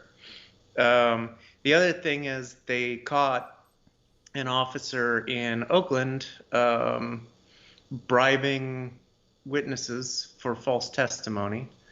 And I think the witness that came forward today or yesterday is still probably sort of lying. I think they said that they gave them tens of thousands of dollars for their testimony. I truly doubt that, although the cops are dealing fentanyl here, so it's possible, I guess. But there's a whole bunch of cases. How are they able to do that without just convulsing on the floor the second they come in touch with? I know. Amazing. They found how to. Well, they turn their with body fentanyl. cameras off, so it's like you have to have your camera on and touch the fentanyl. It can't. It's a. Right. It must be like like how they ask you to turn your cell phones off in the airplane. Yeah. Or like a binary compound in chemistry. Yeah. Yeah. Right. Right. But yeah, so and so this is probably why they've been working so hard to recall the DA, because one, she's black, two, she's somewhat progressive in that she doesn't want to charge she doesn't want to do sentencing enhancements. Like if you committed a crime, you committed the crime, but you don't need to also add gang charges and other stuff that carries mandatory minimums. Like the whole point of sentences is that it allows for some discretion and some rehab eventually. So like, maybe someone doesn't just die in prison when they killed someone when they were 17. Assuming they meet the conditions for release and are a decent, there's a whole bunch of other stuff related to that we live in a fucked up system. But anyways, it seems like that's why they were working so hard to get rid of her, because she also, like the guy that they recalled in San Francisco, is actually going to hold police accountable. They had known, apparently this had been known for a while. This new DA has only been here for 4 months, and there is already a recall petition out for her. So, Yeah. well, you only have to get like 10% of the people who voted to sign it. Right. It's so low. The threshold is so low, and they're supposedly fiscal conservatives or whatever, but it's like tens of millions of dollars to run an election every time it happens. But it's just absolutely unbelievable. Well, thanks for the update of what's going on over there. It's always It's Oh, yeah. always lovely to see, because I'm sure we'll be hearing a lot about it in those very specific right wing tech VC circles. Of course, after David Sachs is done making his jokes about not drinking Bud Light and watching Fox News. Oh, absolutely. And they laid off a bunch of employees. Going back to Google really quickly, they laid off a shit ton of employees, and they just announced a $70 billion stock buyback today. Oh my god. They were talking about restricting the number of staplers people can have, and $70 billion stock buyback. Also, why is Bree going after you? What did you do to her this time? Oh, that was before I was bestowed a comped Twitter Blue subscription. People were noticed when the check marks went away, the verified check marks went away, that she still had hers, which meant she was paying for it, and people were criticizing her for doing that. And she brought up how as a creator she subscribes to post long videos, and I have no interest in telling people directly, like individuals, how they should spend their money. But her argument was as a creator, so I thought I want to have a conversation about that, because I think Twitter is a horrible platform for creators to upload their long videos, because there's no purpose to it. Twitter is not a long video platform; it's for short form content. So I just said, just to spark conversation, not even to go at her like I guess she felt I was. I was just like, shouldn't post long form videos on Twitter. You should post short stuff and tell people to go catch the rest of it on a platform that actually drives revenue for you. And then her comeback was just say, why should I listen to you? I make more money on Patreon than you. And I was just like, everyone was just like, whoa, wow, that escalated. I thought it was very funny. I thought it was I thought it was very, very interesting that she went there. I mean, I don't get when people do that, because it's like, I mean, I know how much I make on Patreon. You're not telling me anything new. I mean, yeah, hell yeah, you make more money than me on Patreon. Did you ask her where Virgil is? I didn't. 'Cause inquiring minds want to know. Right. Does she still funnel half of that Patreon money to a groomer? Right. There's someone in the chat saying I mansplained to Brianna. What is this? What is this 2014? Is this 2014? Are you gonna start talking about how it was really about games journalism, ethics in games journalism? Mansplaining. Get the fuck out of here. You want to say I mansplained? Fine, I mansplained. I don't give a shit. I love these guys. I love that these guys think. I love that these weird anti-establishment contrarian lefties think that they have this weird view of us being all about identity politics for some reason. So when they try to turn it around on us, they think they're really hurting our feelings or something. Well, I don't give a shit.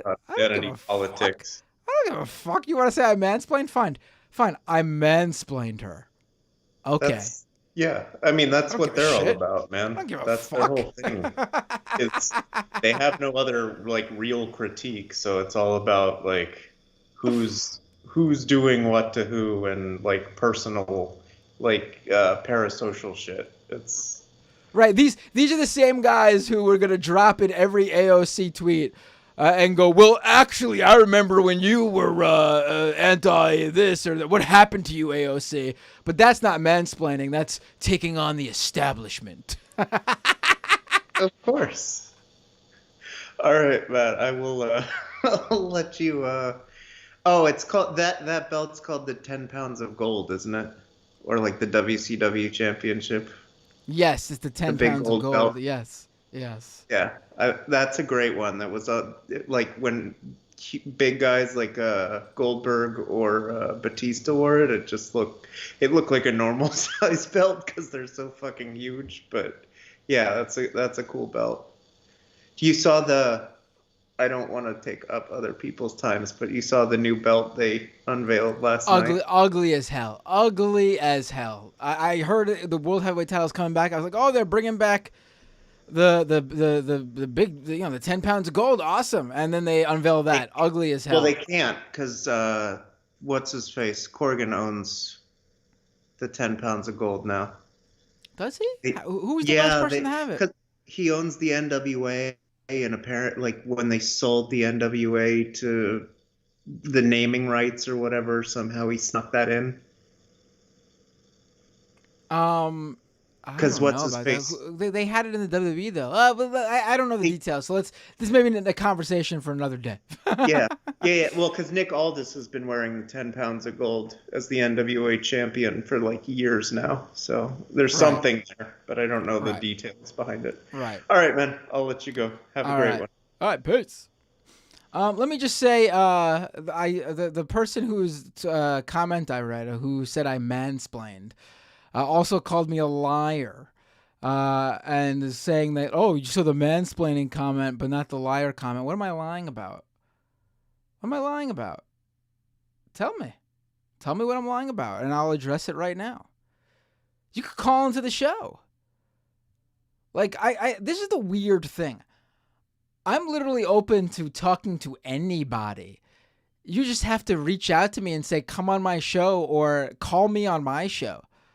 The idea that it's hard to get an answer from me from anything is ludicrous. Hey, what's your name? Where are you calling from? Hi, this is Lucy from Brooklyn. Hey, Lucy, how you doing? Hi, I'm all right. I'm packing for an early trip to South Carolina tomorrow, so I'm up. And this is actually the first time I'm able to catch your show live, so it's pretty awesome. Thanks for having me. Oh, thank you. I love first-time callers. I always gotta point out when I see a new face or I hear a new voice. So thank you so much for calling in. What would you like to talk about?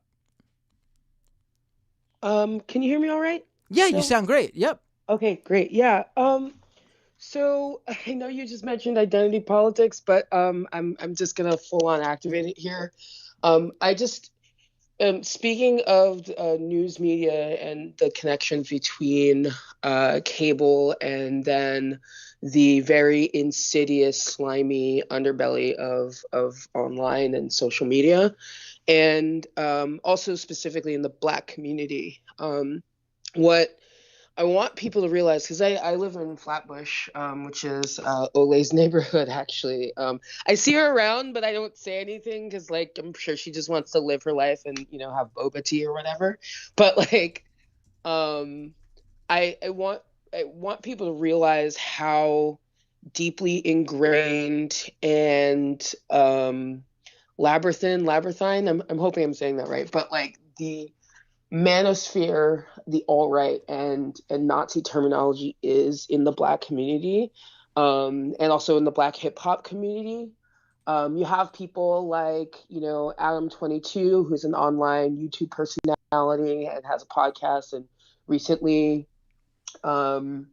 very openly, without pushback, platformed alt-right folks in the alt-right infamy, such as Richard Spencer, while also making fun of Black folks and hip-hop culture that he Adam 22 made a career off of.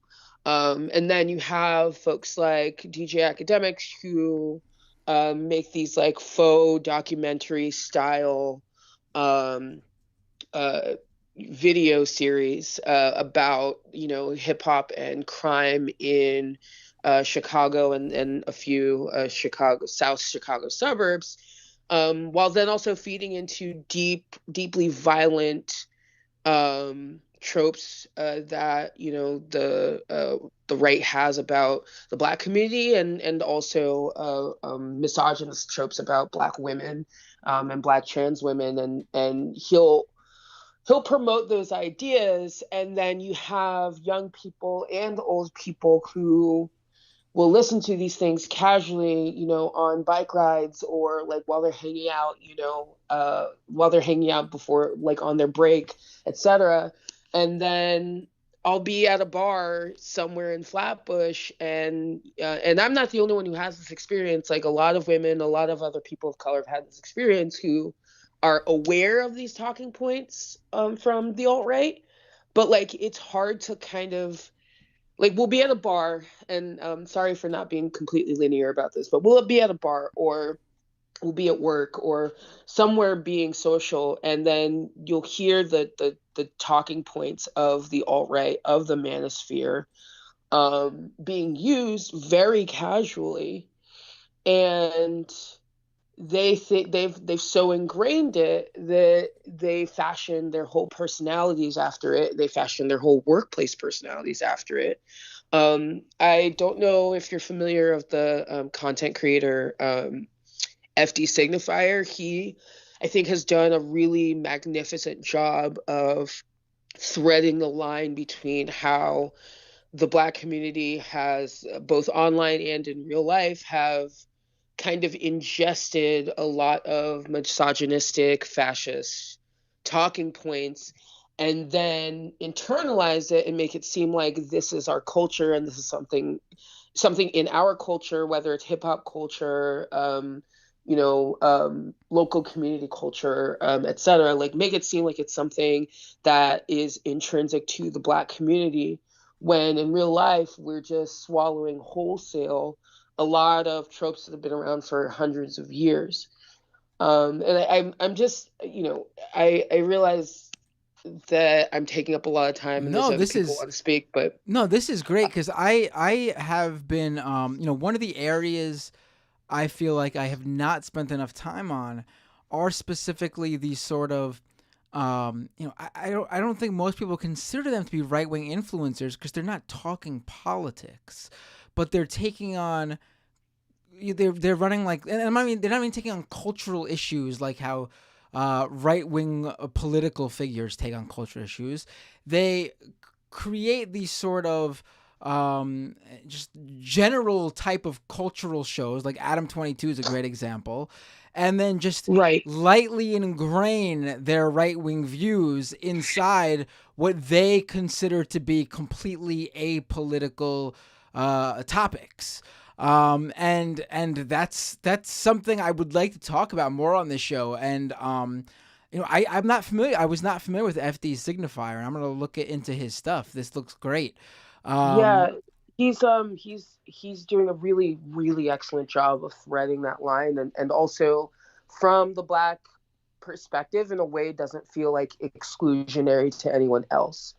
And I think it's important too because what he does, and what a few other content creators like Khadijah and Boe and T Noir, they're making that through line, and then also making sure that it's a very empathetic and historical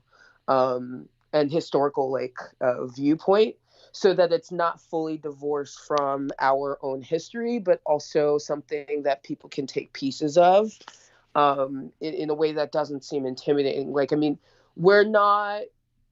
I mean, it's really hard to begin like in a casual conversation to teach someone about Black Marxists or Black anti-capitalists, or talk about MLK's actual intellectual history and what he spoke on. But even just being able to thread that line and making sure that it's current, I think is important. But to your point about the general cultural topics, I mean, that's the part that kills me, is because then when, it maybe not me, but anyone else who's just trying to slowly dismantle these things one person at a time, like, one thing that I've learned from the 2020 to 2022 big protests was that a lot of the elders in my community did not have any hope or really subscribe to what we were marching for, because for them, they're like,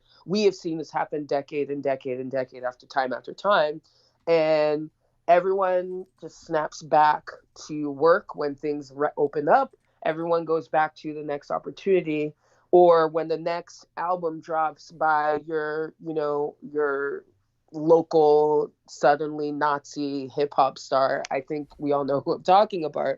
Like when that hip hop album drops, when that next shoe drop happens, it doesn't matter that they said and did all these things that normalize literal Nazi talking points. It doesn't matter.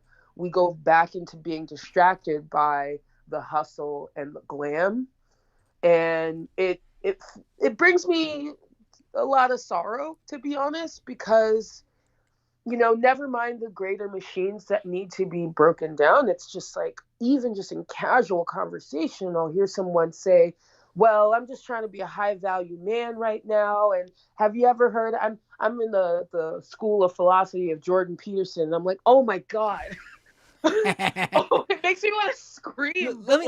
Let me ask you this actually. What do you think? Like, obviously there's always been black conservatives, black Republicans, and then the right loves to make, one, two, three, a handful of them, media personalities so that they can, flaunt that they actually aren't racist and such like that. Although obviously no black conservative talking head will ever get as big as your run of the mill white Republican talking head. But what do you think? What do you think is going on with these sort of like that guy you just mentioned, DJ? What is it? Autumn Academic. Yes, right. Like I feel like there are a number, and you're seeing a lot of these like Hotep guys come out. Yeah. Yes. What do you think is behind that specific thing? Yeah. Sorry, you finish, and I feel like I could write a book on that, but I want to hear you frame the question. Right, because that is one area I'm familiar with. Like I've been following various, and I know there's even on like a Joe Rogan show and Tim Pool's show, they have on. I forgot the specific guy. He's a Hotep. So I've been following that sort of movement type deal, and I've been meaning to do an episode on that. So it's just fascinating to me that like, that they're now actually those like what you're seeing right now. Actually, there's a bunch of these like weird podcasts that are just like straight up like. There's this one that goes constantly viral called like Whatever, and there's this. Is it Whatever, or are you referring to Dr. Kumar? No, I'm talking about Whatever. This is not a Hotep related thing. I'm going off base a little bit here, but there's this show called Whatever that constantly goes viral, and it's this white guy who apparently used to be a pickup artist or something, and he picks up like five, to not make it sound worse than it actually is. It's pretty bad, but he doesn't like just pick them up. He like hires them or casting call like 5 random like 20 some odd year old girls, has them on the show and like heckles them about like their dating life and how they're wrong and they're and women are Fresh and Fit. No, it's actually called Whatever. It probably is more than one. Isn't it crazy that there's so many that I'm just that we're just spitting it out? And it's like here it is, this like pop culture type dating show, but the dude who runs it is obviously immersed in right-wing politics, and he's like hiding it in there. And that's not something new with like, with white people. But I'm seeing it more with like, black-oriented online entertainment shows that just deal with pop culture and music and entertainment and stuff. And that's just interesting to me, and I wanted to just see what your take on that was. I mean, all right, so I'm Haitian, and as we know, Haiti right now is for all intents and purposes destroyed. Right? Like all of the capital and material that could have been extracted from Haiti, they're pretty much gone now. And it is in drought, and gang violence has taken over. A lot of the government has just straight up abandoned it after Jovenel Moise was assassinated. And here in the U.S., I'll be in casual conversation, and people will say that it's because we haven't accepted God. It's because of all the gays and the trans people, because we are not appealing to white capitalist Christian moralism. There are shorter ways to say all of that in Creole or in French, but I trust that this is not the time for that. But in there are harsher words we use in our community to describe marginalized people who are also within the Haitian community. And I say that to say that this has been going on for, I feel, a very long time, but it's all kind of come to a roiling boil ever since the advent of like the Black billionaire and the Black billionaire in media, and from all different diasporas as well, right? And so, and also, you know, a lot of anti-capitalist leaders are dead or in jail. So in the absence of ready examples of prosperous communities across the U.S. and across the Black diaspora, that are also collectivists, that are also for labor unions, that are for progressive, inclusive rights within the queer and trans community. In absence of those paradigms, all we have left is what's in front of us, which are very wealthy people, and some of them also in the Black community, who are, for lack of a better term, just neoliberals or promoting fascism. And it just kind of just trickles down in the neighborhood in such a way that in the face of like utter destruction of our communities on a local level and on a greater level, right? In the face of that, all we have left to emulate or to seek as an answer is this floating white dude with a beard in the sky who's going to save us all, right? So if we follow the rules and stay in line, even if we don't see salvation in this life, we'll see salvation eventually, right?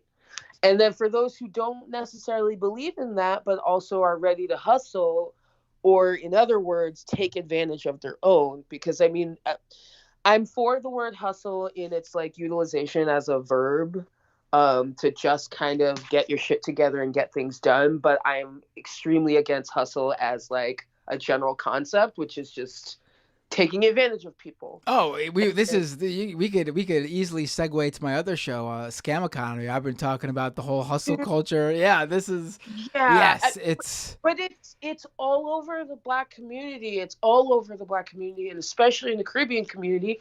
When like I led this as a Haitian, is like, I mean, I don't have, I don't have a country to go back to, right? Like, there's no country for me to go back to. This is it. What am I going to do? Go to France? Like, that's it. And so in the face of all of that, I think people are just trying to make a name for themselves, to kind of answer it succinctly. I think people are trying to make a name for themselves and trying to get whatever bag they can get, like, right now in the moment. And unfortunately, that is through emulating, like, a lot of these, like, scam capitalists, or just hoping that one day you're going to see the white bearded dude in the sky or become Jay-Z and Beyonce. I mean, I wish there was more time to like really go into nuances of that, but I'm aware that there's other callers too. no. Let Me ask you a serious question. Do you Yeah, stream or do YouTube videos or anything? You have a podcast? No, No? no, Are you not at serious? all. You should think about it. You're good. I don't I appreciate that. I will say this though. I've been taking a break from it because unfortunately I've lost a few people, but I have a mutual aid group called Supper Collective. We started at the protests in City Hall, and we provide meals for people who are released from bail, and also fill up community fridges in South Brooklyn. But like I said, we've been taking a break from that, and I've just been kind of getting my mind and heart right. But the reason why I'm able to speak to these things is because I spent so much time in academic leftist world, And then once all the protests happened and I had to really talk to people about these things was when I realized, like, oh shit, I'm full of shit, and I'd rather not relegate it to just the online platform, because I think people online forget how many more people are offline. So yeah, but thank you. I appreciate the compliment of that. Well, I hope you at least then call into this show again, because this was fascinating. I really enjoyed this discussion and this call.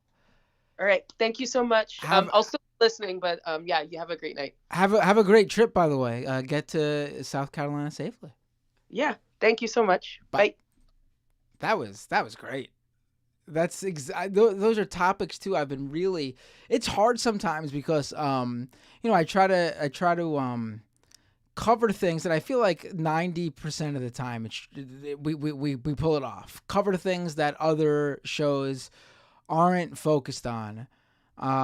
In this whole right-wing media conspiracy theory doomed universe. But then sometimes we gotta cover the big stuff like Tucker Carlson. I gotta get on top of doing some of those shows that I was talking about. Hey, what's your name? Where are you calling from? Finally! You're gonna give me a is slot. this Renee? Yep. Da. Hey, Renee. Let me quickly, Yes. but before you talk, let me quickly read this super chat from you. You said no logic. Let Joseph Goebbels raise his media flag. Was this when we were talking about Tucker? Of course, Strasser Carlson.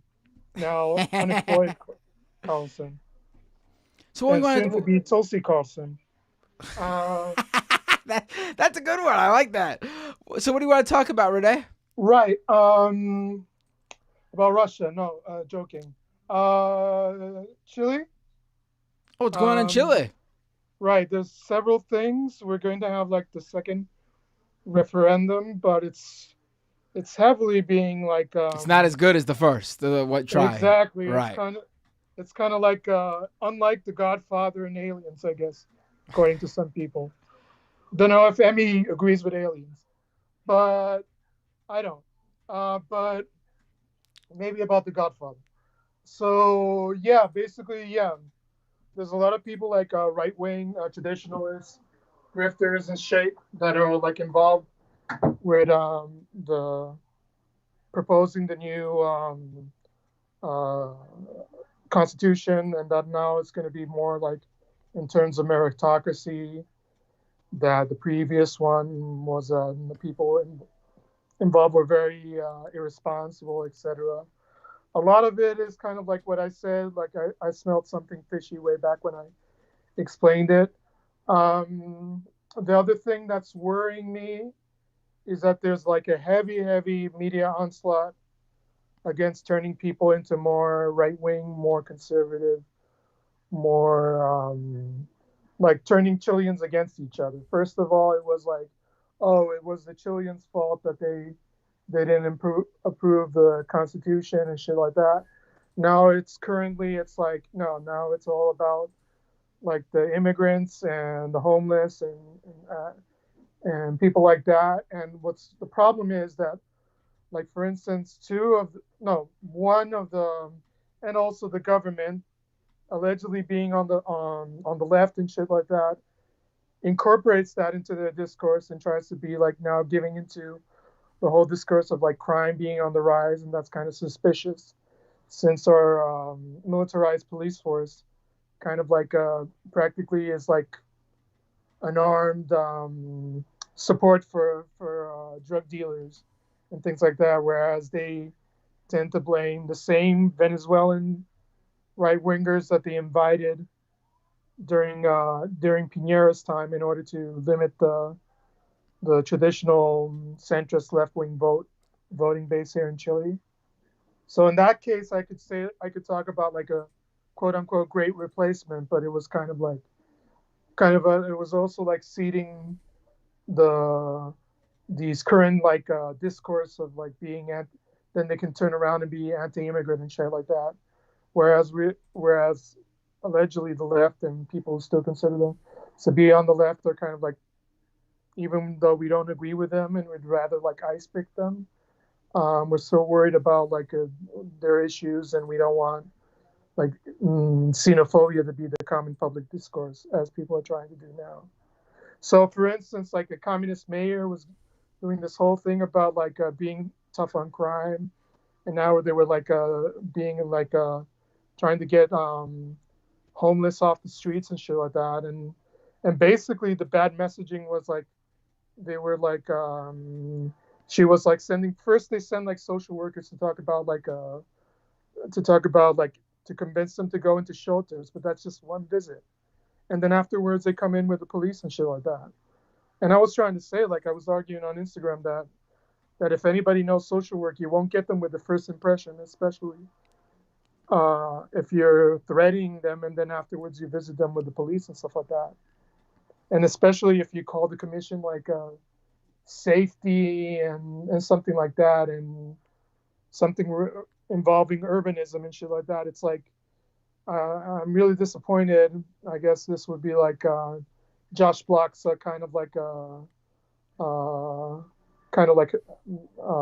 can point this out to me regarding a communist mayor, but this is like adopting like a right wing discourse and stuff like that. It has me like severely worried, especially when I argue with people supposedly on the left or people who are kind of like from my kind of like Gen X hipster crowd that kind of like uses these talking points and say that basically, and even though they come from poor backgrounds, they still find it in themselves to shit on the homeless and stuff like that, when it's like everybody's like from a bad day away from becoming homeless, both in the United States and here in Chile, of course. Right, right. So, how do you think it's gonna go? When is it again? When is the when are they gonna do the? It's going to be like around like in May, May. I think it's the first week of May. Basically, now we're electing now as the representatives, the form the commission, and then they'll proofread the the constitution, and yeah, I'm seeing like the route that they may go down is that mainly the constitution might get rejected, and they'll say, see, there's no like dealing with you people, and maybe we should just rely on the old constitution or something like that and try to reform it again or something. Right. And try to pull the wool over our eyes. And of course, like the extreme right wing party that mentioned like several months ago, um, well, the Republican Party, ha ha ha. Yeah, we're so original, but of course led by an actual Nazi, or Nazi descendant. Um, they're trying to like move away like the traditional right wing, especially since they're involved in corruption and things like that. So, for instance, it starts out like the moderate left, the kind of like insurgent left that replaced the centrist that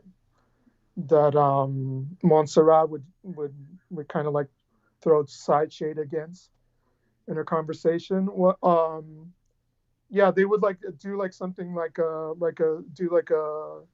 investigation and a kind of like a legal procedure against like these right wingers that usually like have like these traditional like strongholds, like where I live, like the posh neighborhood where I live in Las Condes. But what happens is that this right wing party gets their hands on it, and then they say that they're advocating for it, and all of a sudden they're like the crusaders and shit like that. Well, Right. Renee, keep me up to date with how everything goes. All Oh, right. and then the other thing is like the tip that what you're more interested in, and that's why I posted like on Twitter that maybe Chile should give Grimes citizenship, Oh, and you right, should right. have Grimes on your show just Oh, to. she'll definitely come on, of course. Well, you just have to talk to Hasanabi. I mean, anything to get Elon Musk bald before his time. Um, so basically, yeah, it's about lithium, of course. what else is new? And since we have like more reserves than Chile, and remember when I talked about like that kind of Bond villain that was that used to be Pinochet's son-in-law and shit like that. So Right. now our president, despite placating the right wing, is now talking about nationalizing lithium and shit like that. And Elon got involved in saying that basically no, it should be like more.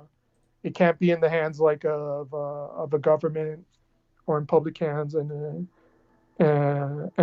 he would be interested in yes, I would be interested in exploring it and innovating and all that. What he would say. Yeah, they have like a kind of like tete-a-tete. First it was with the president of El Salvador, which he had like a personal vendetta against our president, and now it's Elon. So Right. anytime soon I'll be reporting about the coup d'état in Chile probably, because the right here are so horny for it. Well, keep you gotta call in when you do that, Renee. Right. Um, I'll have be a on the scene with bullets behind me and shit like that. oh well, be careful. Jeez, yeah. Great content, but I don't want you to put yourself in danger. Anything to finally get clout, the clout that I lost. Have a great night, Renee. Excuse me. Sorry, I think I'm gonna take one more call. Hey, what's your name? Where are you calling from? Hey man, it's Rem, calling from Texas. Hey, Rem. How you doing? What do you want to talk about? I'm doing okay. Everything's Better, going okay? better than things used to be. Good. It's been a crazy 2023. Really crazy. Um, yeah, I don't want to talk about certain things, is that everything's been kind of talked about plenty. Um, I just love the funny news that Sam just couldn't wait to get out with Crowder's divorce. I have I not just seen a Majority Report talk about it yet, so you might have to update me. What was how did they cover it? Sam got a notification of a live during the show, and it was just really funny. Sam was just really giddy. He's like, I got some information. He just couldn't wait to get it out, and and then it had to do with Crowder, and that's kind of how I found out, and we all found out. And I thought that was pretty funny.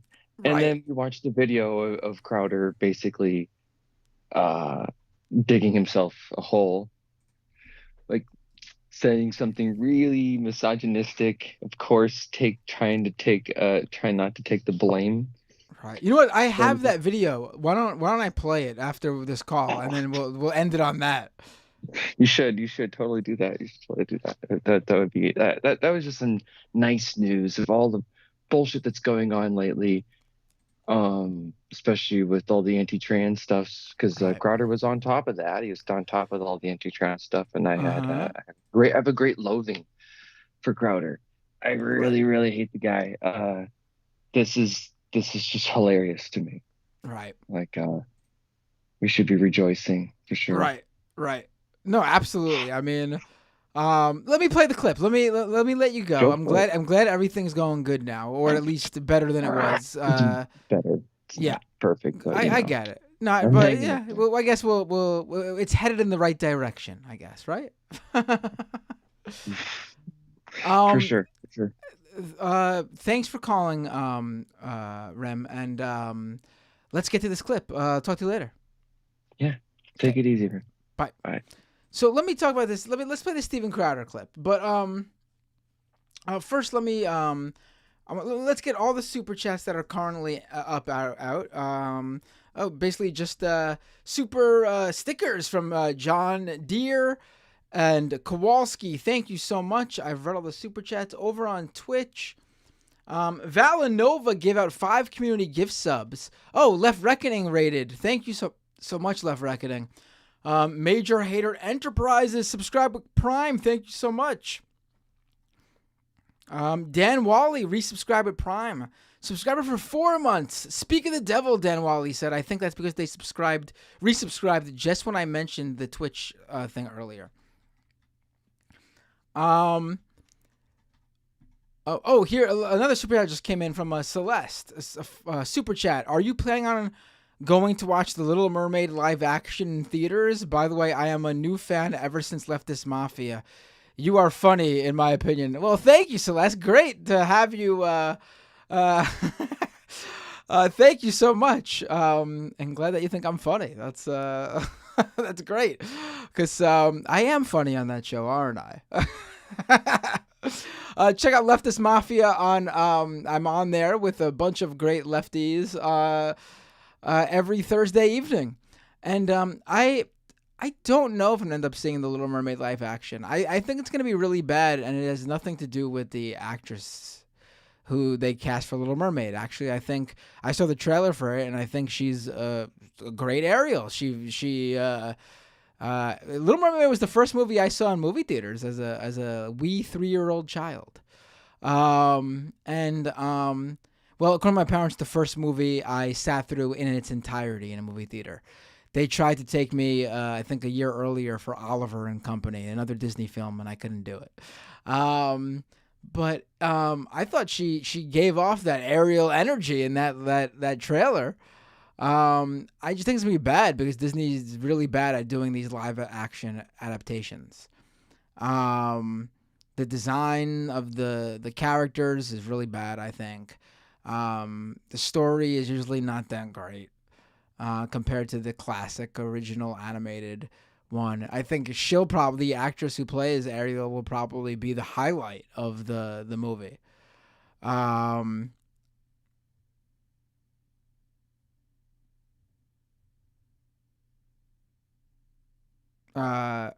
Celeste says, then you have to watch. Wait, Sharif says Binder's a Little Mermaid fanatic. I love kid movies and family movies. I got 2 kids. I watch it all the time with them. So I mean, we probably will end up going to the movie theater for it.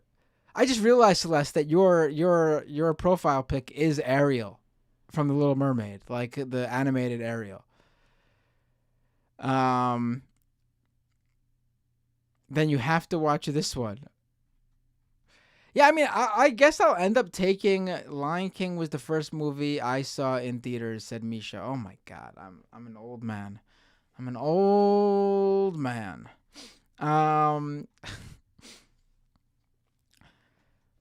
J-Rock's making me feel better by saying his was apparently The Return of the Jedi. Okay, I'm not that old then. You're old. So let me and also I saw someone say Sarah says super stoked to become a new patron. I'm glad that thank you, Sarah. You're the Sarah who I shouted out. That's awesome. Yeah, I'm gonna the Patreon page with it's a little bit messy right now. It used to be I post a link to the live stream, and then I post a link to I post the RSS feed for the members only audio, and then I guess I just assumed people would find the main audio for like the freebie part of the show, and they'd listen to both. And then last summer, I had a problem with Patreon I could no longer figure something was going on where the feed for the members feed wasn't going up, and I still haven't. I mean, it should be fixed, but it's not going up right. I gotta sit down and fix this for you guys. So I'm going to do that in the coming days. And I'm going to start posting the actual podcast audio for the freebies in the Patreon too, because I think people are confused as to where to get everything, and I don't want that to happen. And also, I haven't really, I didn't announce this yet, but I guess I'll give you guys a sneak peek. I'm going to start, I mean, I mentioned it in terms of when I was getting emails, but I am officially going to launch a newsletter, and I'm trying to figure out how to fit that into what I'm currently doing, and how it'll fit in for the patrons, and how it would be a separate thing. But I don't want you guys to like have to, I'm not gonna ask you guys for another $5 subscription. I'm gonna figure something out. And I gotta fix the Discord thing too. Right. I'm a mess. But if you're paying for the content, I will get you that content. So don't worry about that. I do the show. The show is up. It's never like it's not being done. It's just that it's not going up on the specific feeds. You got to actually watch the entire live stream or scrub through the live stream to get it. Whereas there's supposed to be separate audio feeds that split things up and make things more accessible for you guys. But the content is there. That's never been the problem.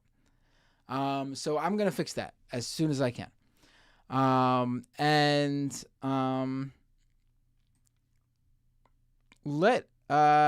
Let's now watch this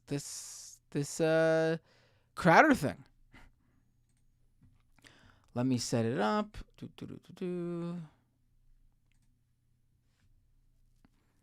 Let's get the picture-in-picture going. That's the wrong one. But that's okay. It's just my screen.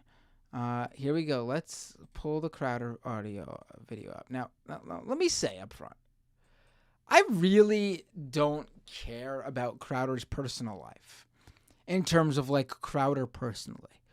Like, I don't care to get into his family, his wife. Certainly not going to touch upon his, he brings up his children with this. I'm not even going to touch on that because that's not anything to do with anything. The focus here is Steven Crowder, this conservative influencer, one of the biggest conservative personalities, right-wing personalities on the planet. Talks a lot of shit about anyone who doesn't follow his conservative Christian values. So this is strictly politics here. I don't care about his family life at all. Let's discuss this in those terms because he's the one bringing it up. Let's listen now.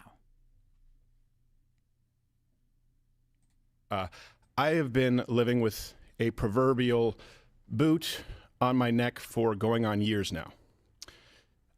Since 2021, I've been living through what has increasingly been a horrendous divorce. Now, let me say on the outset, to be clear, there is no infidelity, any kind of physical abuse at all on either side.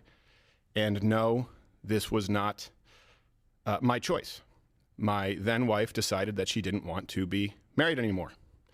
And in the state of Texas, that is completely permitted. That is, to me, the takeaway. He brings this up numerous times in the video. And I know everyone's having fun with Crowder getting a divorce. And please, have fun with that. Feel free. But to me, that's the takeaway. This is his view. This is the conservative view. And it is not a surprise, but it's still stunning to hear him so nonchalantly say this as if what he's saying isn't fucking insane.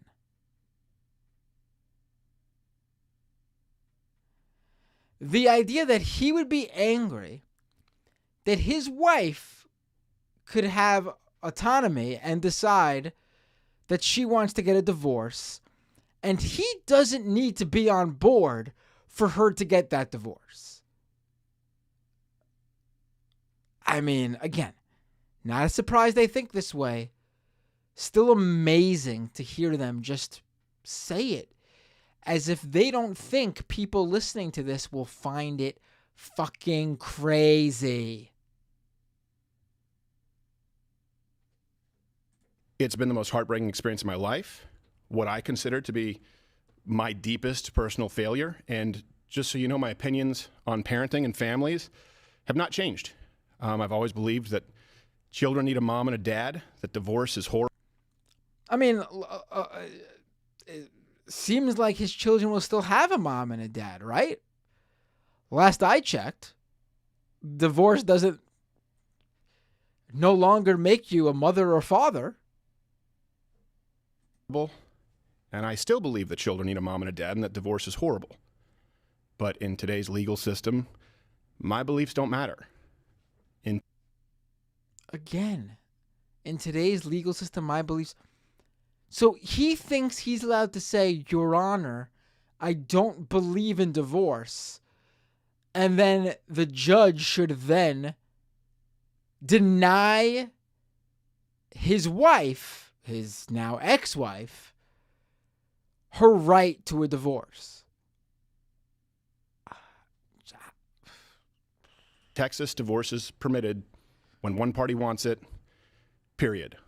And that's how it should work. That's how it should work, and I'm glad that it works that way. Even in Texas, that's the right way to do it. Just because you're married doesn't mean you give away your rights to have an individual freedom or choice.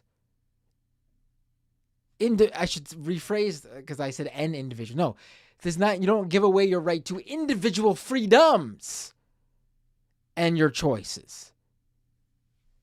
So for well over a year, in the best interest as well as physical safety of my children, we've decided to keep this issue private and to resolve it privately with the appropriate attorneys, what have you, legal jargon.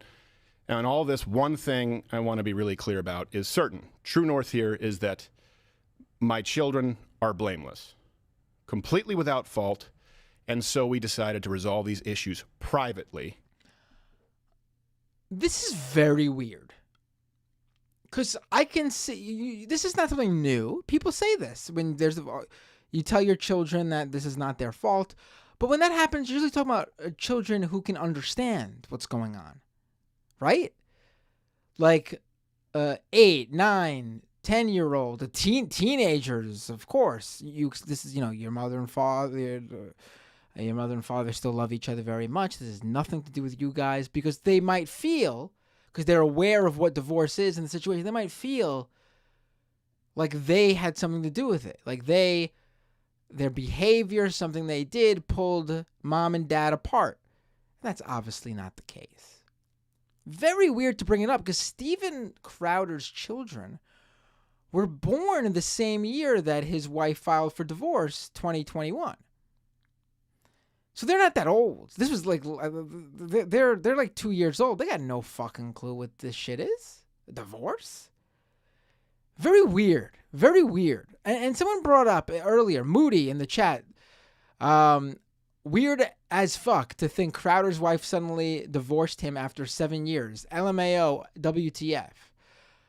And I want to say this in this spot right now.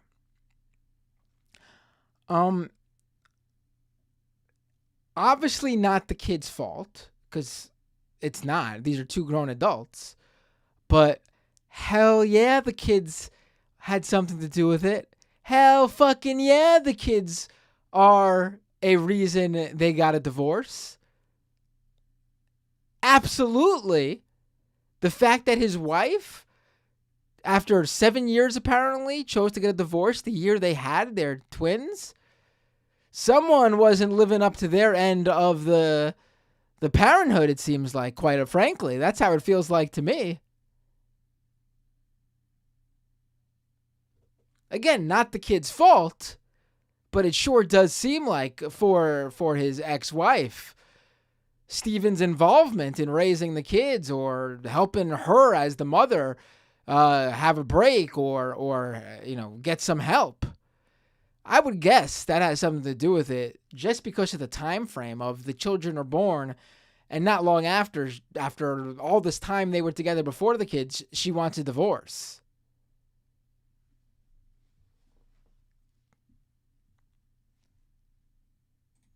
As it's in their best interests, both emotionally and physically, to do so. Now, the other issue is, and this is something that I've kept private for likely far too long, many other people knew about this behind the scenes. Some, not all, but some of them in positions of power, influence, leverage, knew of this.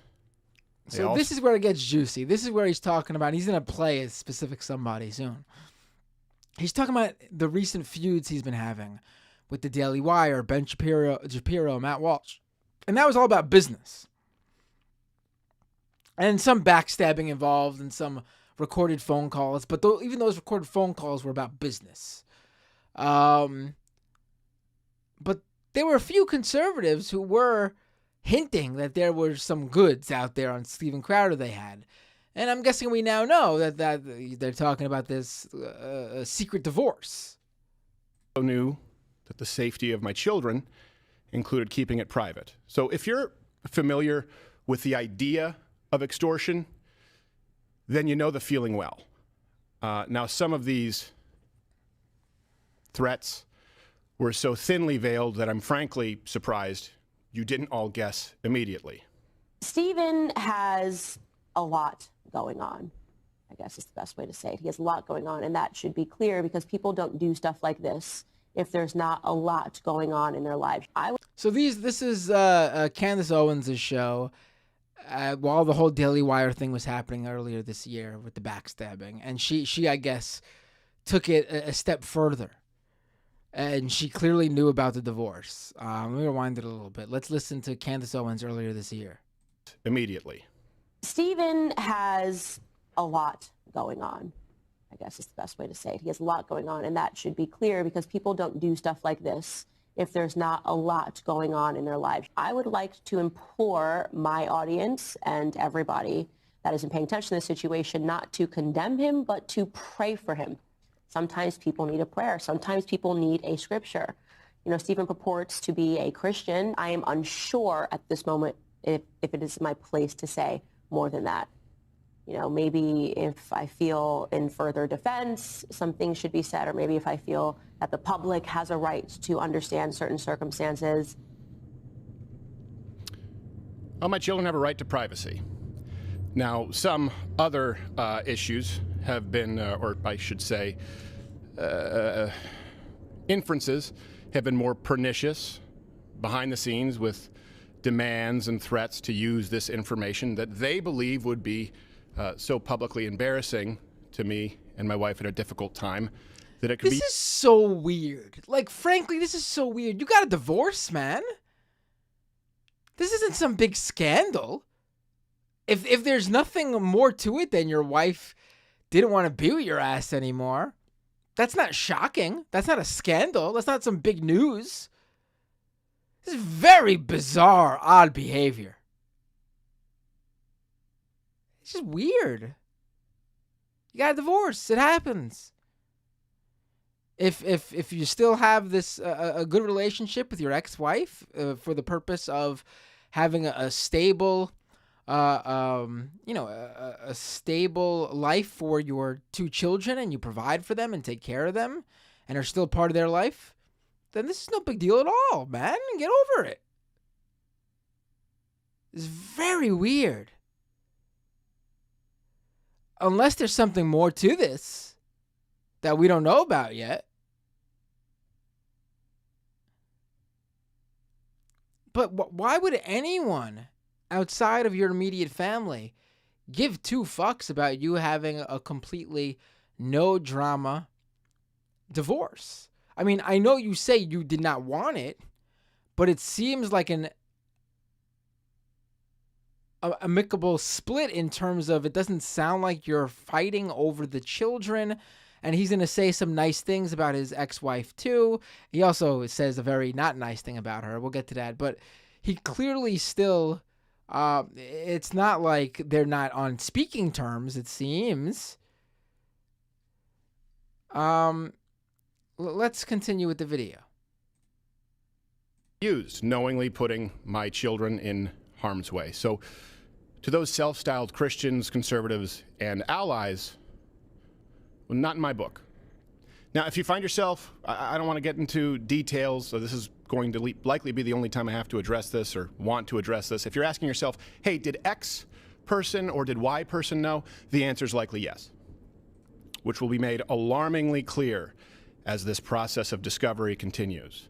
And it also, by the way, makes me that much more appreciative of those who did know about this and in understanding the best interests of my family, my children, kept their word and used discretion. I can't thank you enough. Sincerely, I appreciate it. Won't forget it. It's pretty simple. I loved a woman so much that I married her. A woman who, despite all of this, I still love as the mother of my children. And she wanted something else for her life. That's not my choice. She simply wanted out, and the law says that that's how it works. Now, yeah, that's how it works, man. It is absolutely how it works, and it's how it should work. Just because you love her and she at one point loved you and decided to get married doesn't mean she does not have the right. She isn't stuck for the rest of her life, man. That's so weird. I don't even know this woman. She's probably not any better than Steven Crowder, but she still has the right to leave this guy if she wants to. of course, look, I get it. There are multiple sides to every story, but one thing that is undeniable in this case is that it's no one's fault but my own in that I picked wrong, and that's certain. This is, you picked wrong. Well, maybe, I mean, honestly though, it seems like she came to the realization that she picked wrong, because you're saying you still want to be with her and that you still love her. Seems like she came to the realization that she picked wrong, my friend. Wow. Certainly not the fault of my children. And I will say that what's in the best interest of my children is not internet drama, speculation, certainly not blatant or veiled shakedowns or dragging their father or mother, and I can't be clear on that enough, or their mother through the mud. And to anyone who tries it, I'm no longer going to pacify, capitulate, or sidestep because I love them a whole lot more than I love you.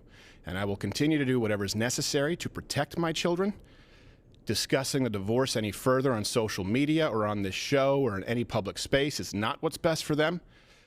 I'll be handling this through the proper legal avenues and channels available as a matter of record in which I have more than full confidence.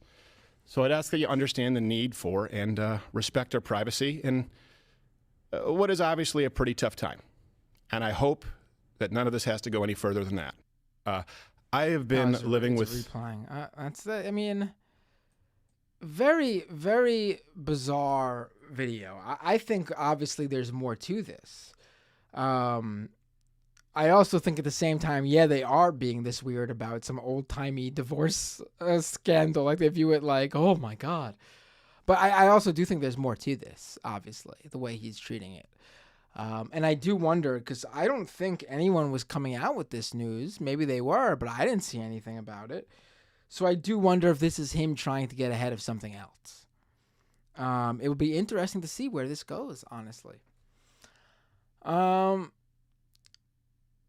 right, folks. That is the show. That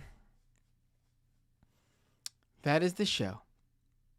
I did a podcast with Dan from the web yesterday, recorded it. It will be up on Thursday, I believe. I am doing another podcast tomorrow, which is being recorded. I'll let you know the details there when I have them. I'm doing another podcast on Friday that I'll be on. I was also on Al Jazeera English, Al Jazeera, regular Al Jazeera, talking about Twitter. I was on ABC News Radio talking about Twitter. I'll try to get all those links. They haven't even been sent to me, honestly. I'll post all that stuff once I get them. I will figure out the best way to get you guys the Patreon stuff that's missing and then make sure it's back on schedule so it's not missing. Again, the content is all out there. I want to make that clear. Because some people reached out and was like, are you not doing this show? You're not doing that show? I am. The Scam Economy is on pause, has been on pause for like a week or two because I need to edit some stuff down and I need to find the time to do that. I need to shoot some more episodes. Scam Economy is not done. Trust me. It's doing very well download numbers wise.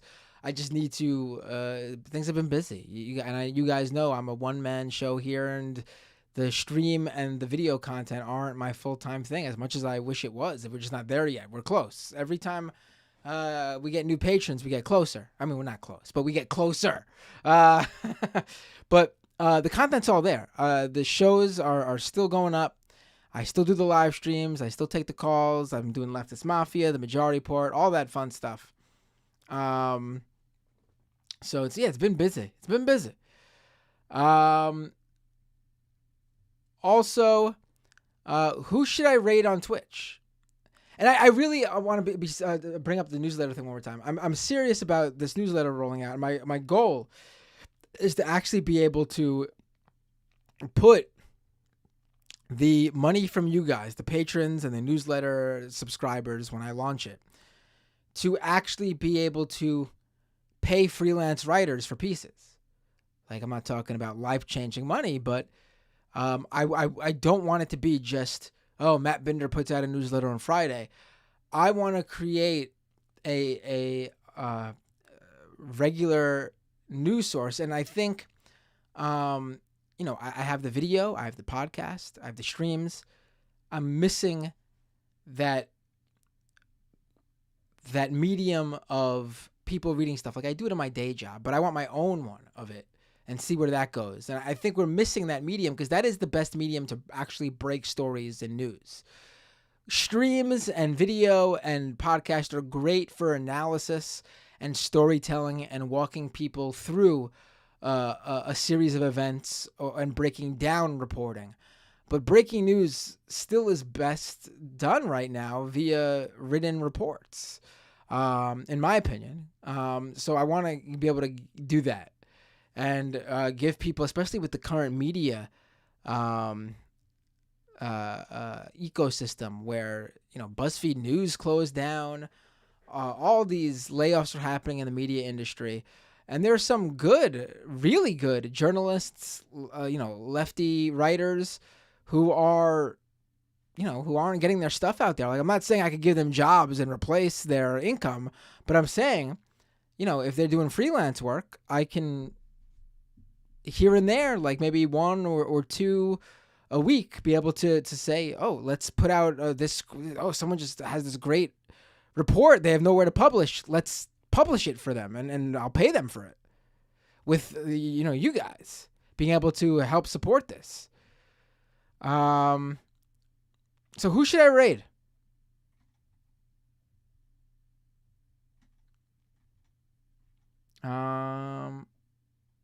Levelhead? Who's Levelhead? I probably QAnon Anon podcaster extraordinaire. Is that Levelhead you're talking about?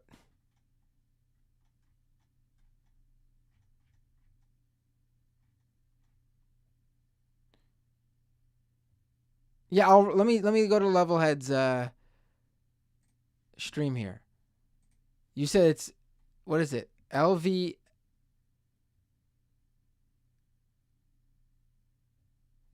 LVL LEVL. I don't see it coming up. I don't see it coming up. Oh, Julian Fields on now. Yeah, let me send it over to Julian. I'll get Levelhead next time. I'm not seeing Levelhead up on my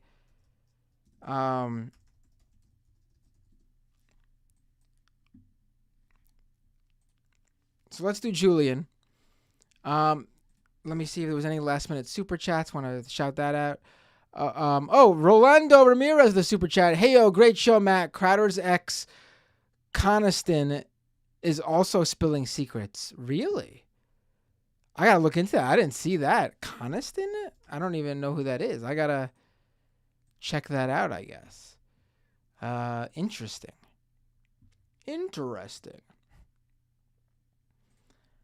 And over on Twitch, I think I got everybody for the shout-outs. All right, everyone. See you. Tons of podcast content coming out for me on various podcasts. I'll get you guys those links when they go up. Also, Majority Report on Thursday. Leftist Mafia on Thursday. Scam Economy episode will be out soon too. And I'll see you all next time. And patreon.com/Matt Binder if you're not already a subscriber and you're thinking about doing it. And I'll see you all next time on Doomed.